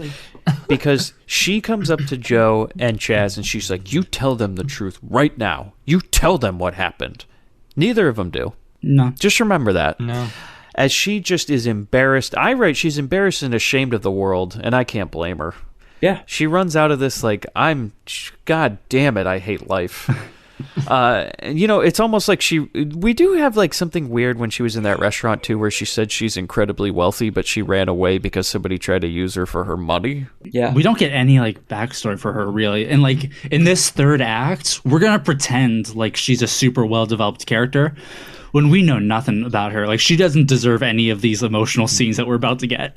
In my mind, she had to run away from all her problems, and she got that condo in Palm Springs, and it's like, I'm gonna go have a little me time, I'm gonna... But then these dodos suddenly thought this was where you go for spring break. Yeah. Yeah. And so then this is when I write my notes. I put, don't try and find sympathy, you fucking shithole movie. Yeah. Because she runs out to her car and the betas are just like, yeah, fuck her. Let's get a beer. And Joe looks at him and he's like, you guys are a bunch of assholes. She's a real person. And I'm like, oh, fuck you, come on. Joe. Yeah. Yeah, this is not earned. No, yeah. I didn't write fuck you, Joe. I wrote fuck you, Roger Corman. No, that's about right. So then the phone rings in the condo and it's Marcy. And Tim answers it, but he answers it as mother, which is really confusing. And she's like, Wendell ran off after my dad beat him up. And he's like, your dad beat up Wendell? And she's like, yeah, I don't know where he is. And I'm like, are these just more of your sick fetish games, Marcy? Yeah. Yeah. Wendell's actually dead. Yeah. So Joe and Tim drive off to save Wendell. We're getting very close to the end of the movie here, guys. But Joe and Wendell, they go to John Vernon's house. It's important to mention, though, that Wendell had taken off with their Jeep, so they steal Chaz's Mercedes. Mm-hmm. Mm-hmm. Yes. So they go and they find John Vernon's house. They know it because Wendell said earlier that there's a mailbox shaped like a castle and it's on Bob Hope Drive. So they knock on the door, and Marcy answers the door dressed like Donald Duck. Yeah. What the fuck was that about? Are they having a Disney party? Well, like you said, it's fetishes. Well, they're having a party. You've never met a girl with like the duck fetish? Light some candles, play some disco jock. So the way Marcy gets off is she likes to have her father emasculate her boyfriends, and then she dresses like Donald Duck. Oh yeah, yeah, that's about it. It's like New York Ripper. But yeah, Vernon comes out and he interrupts this conversation. He's like, "You horny boys, get away from here! You dirty dogs! I'm gonna do to you what I did to Wendell." And they're like, and they're not gonna take his shit. They're like, "Look, this conversation was between us and Marcy." And you don't need to be part of this. And he was like, the hell I don't, and he runs them off. And then he goes back into the house and to the backyard where there's this massive mariachi party going on. Yeah. Vernon, and he takes this scene for a fucking walk, dude. It's so great. So he walks out, he announces to this entire backyard and pool full of people, and he goes, forgive the intrusion, everybody, just a couple of horny college kids coming for my daughter. And then he starts like mingling with guests, like he's mingling with extras on set, and they are like, holy shit, I don't think I should say anything. Like, no, yeah, they look so uncomfortable. Forced to be there. He is unhinged. The best part though is when he walks up to the leader of the mariachi band and goes, come on Jose, pucker up, and he starts dancing next to him. Also, did you guys notice what's in this scene? Mark those bingo cards. There's a big ass cake. Oh yes. And Shane and Terry, what do we do with the big ass cake? Well, we're gonna take that stolen Mercedes and we're gonna run right the fuck through it. And we also might almost run into a couple people. This is another attempted murder. It's an attempt at murder because they just suddenly the thought pops in their head. They turn, they crash through the fence, they crash through the table with the cake, they knock a bunch of shit in the pool, and they look up at John Vernon and go, "We did say please, motherfucker." So what was the end game here? And then they just open fire on the entire... Did you guys notice, though, that when they did that car crash in slow motion, it was for a practical reason? Yeah. Because they couldn't do that stunt fast, man. No. They had to have the car drive really slow, so like, we'll just put it in slow. Yeah. And so we now flash to jail, and they're in their cell, and they look up and go, bunk beds. I just write good. Yeah. Like, they should just fucking stay here. And so now we go to Ashley, and she's doing some John Wick crying. She's in the car, she's speeding, she got the tears in her eyes, and she sees a guy broken down on the side of the road in a Jeep, and he's got his thumb out to hitchhike. My God, it's Wendell. Yeah. And they have that moment where they recognize each other from that earlier scene in the pool, and Wendell's like, are you okay? What's wrong? And so we just kind of leave them together because we go back to the betas now. We're at the police station, and they're telling John Vernon, they're like, look, we want our car back. Also, we want to bail out our friends. And I write, friends? They stole the car. They hotwired it. Yeah. Well, and that's when Jesus Christ goes, no, hold on now. We can't tell lies. That's one of the commandments. They borrowed it, right? They didn't steal it. And Chaz is just like, well, fuck that. Well, and no, actually, they are our friends. Can we bail them out and have our car back? And John Vernon just looks at him like, get the fuck out of here. Get the fuck out of my scene. Yeah. And so that's the end of that. And now we go to the last blast, which is going off. The last... Yes, we finally get... Pour one out for our friend. Yeah, has a lot more meaning now. Yeah. Yeah, This is a lot more sad. Nice jovial. So it's man, it's a big party. It's the last day of spring break the in Palm Ramada Springs at the Ramada Inn pool. Yeah, girls And, unleashes the rack. Oh yeah, everyone's pulling them out. Whatever you might have, you're pulling it There's out. no hand holding at this point, guys. Everybody's just We're holding it all. fancy free. And Chaz comes out on the balcony and he makes this big announcement. He goes, "Everybody, drinks are on me." Everyone's cheering. How do they hear And, him? Like, I don't know. Yeah, I don't get because it like at his all. voice is loud and booming, but there's nothing actually projecting it. And now just that really he's the mayor of this year town, he explains, "Chief Fuckface locked up 2 of my friends on a minor infraction, so here's what I'd like you to do." yeah, almost killed people. And- But sure. Also, In I true was like, storytelling fashion. his name's Chief Butthead, but okay, thanks. Yeah. Chaz. Yeah, Come on, I mean, well, he get wasn't with there when it dude. happened. He heard it secondhand. It's a game of telephone. But because we did not explain the plan, we know it's going to work. Yeah, of course. And so we cut back to the cell, and Vernon comes in, and before the movie's over, he wants to make sure he slips in an F-bomb. Yes, of course he does. We got it. We got a Vernon F-bomb. Yes. Yeah, mark that on a your bingo classic card. 80s Vernon F-bomb, and we don't mean fuck. Yes. I think we're working with a full bingo, guys. Oh God, yeah. Oh, yeah. We're going to do a blackout on this one. Especially in that last scene. Yes. And so, yeah, are you 2 F-words comfortable? Oof. And a party has gathered outside. We're going to have the last blast right outside the jail. Yeah, free Tivet. Yeah. And so, yeah, we're going to I freaked out watching this because they literally have like a free the Palm Springs too. It's like these guys Yeah. the Central Park The Palm 5. Springs, and another one of the signs. They're called that's- they're called the Palm Springs too, and there was another That is sign. poor taste. There was another sign in the background where they abbreviated it. Where they said "free the PS2," but the word Sweet deal. But the word "the" was written very tiny, so it just looks like someone's giving away a free PS2. And like, Well, yeah, at this point. like, yeah, sweet deal. Okay, hold on. Yes.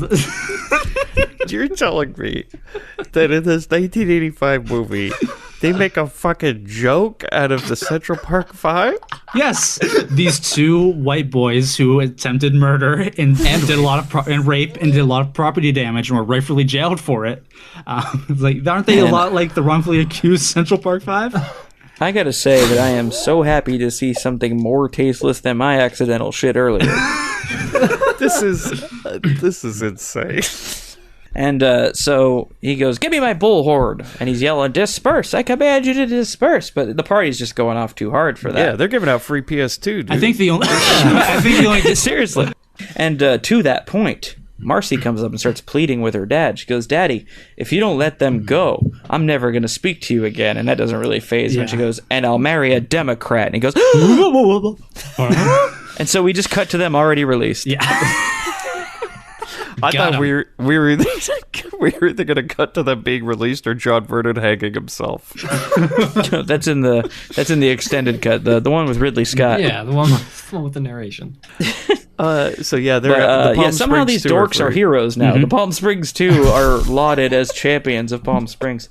Everyone loves them Totally now. wrongfully accused, guys. And we cut out into the middle of nowhere off the side of the road, and Wendell is stargazing with Ashley, and he admits to her that he's a virgin. And he says, "There's not very many of us left in this world."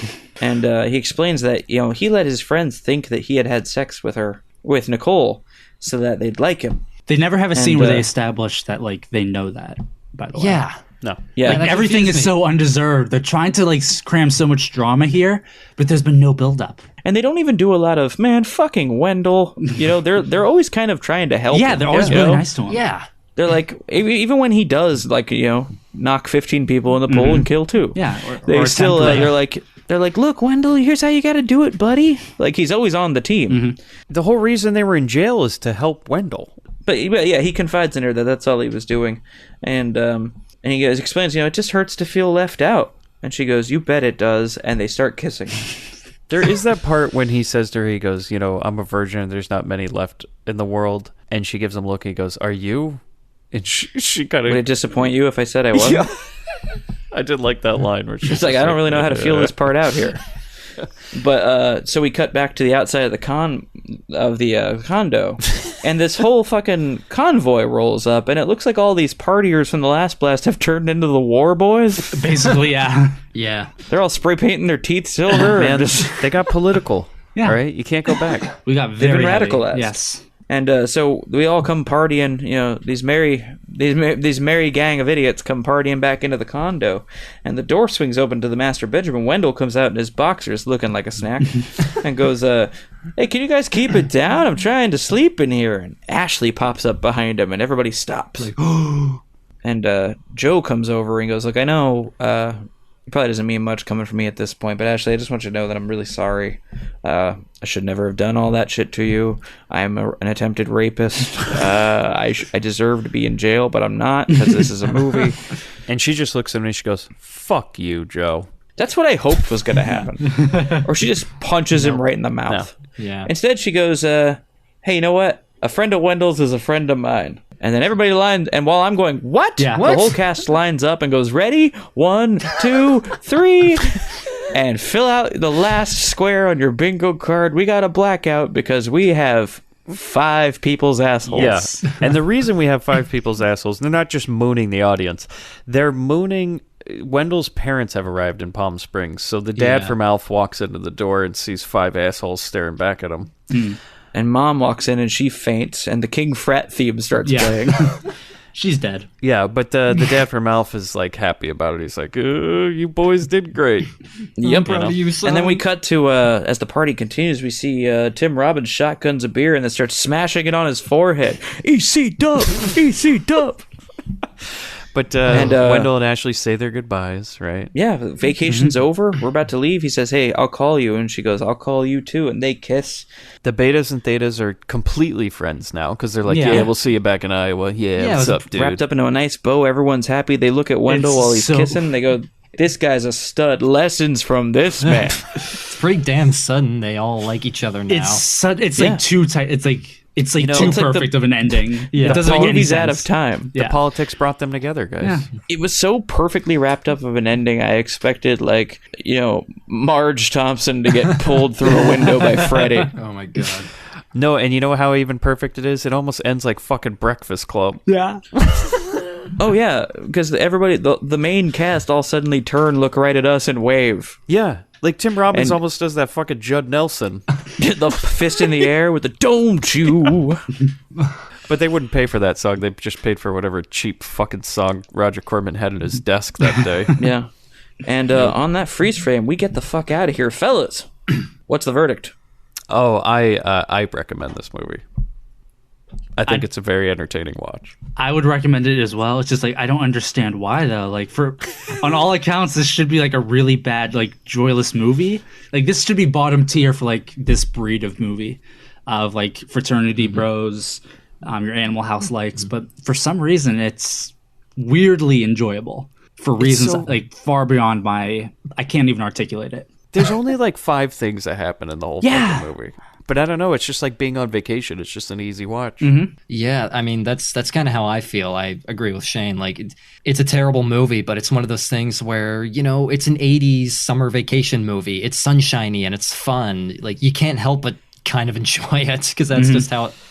Because that's just how it is. But I don't know I about definitely you guys. give this a recommend. My zipper broke. Yeah. I didn't bother putting pants on.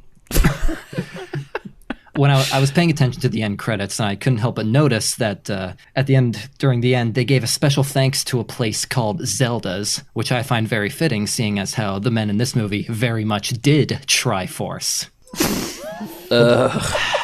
Good night, everybody. Jesus Christ. I thought they thanked Zelda Rubinstein because she had to come into the condo after they left.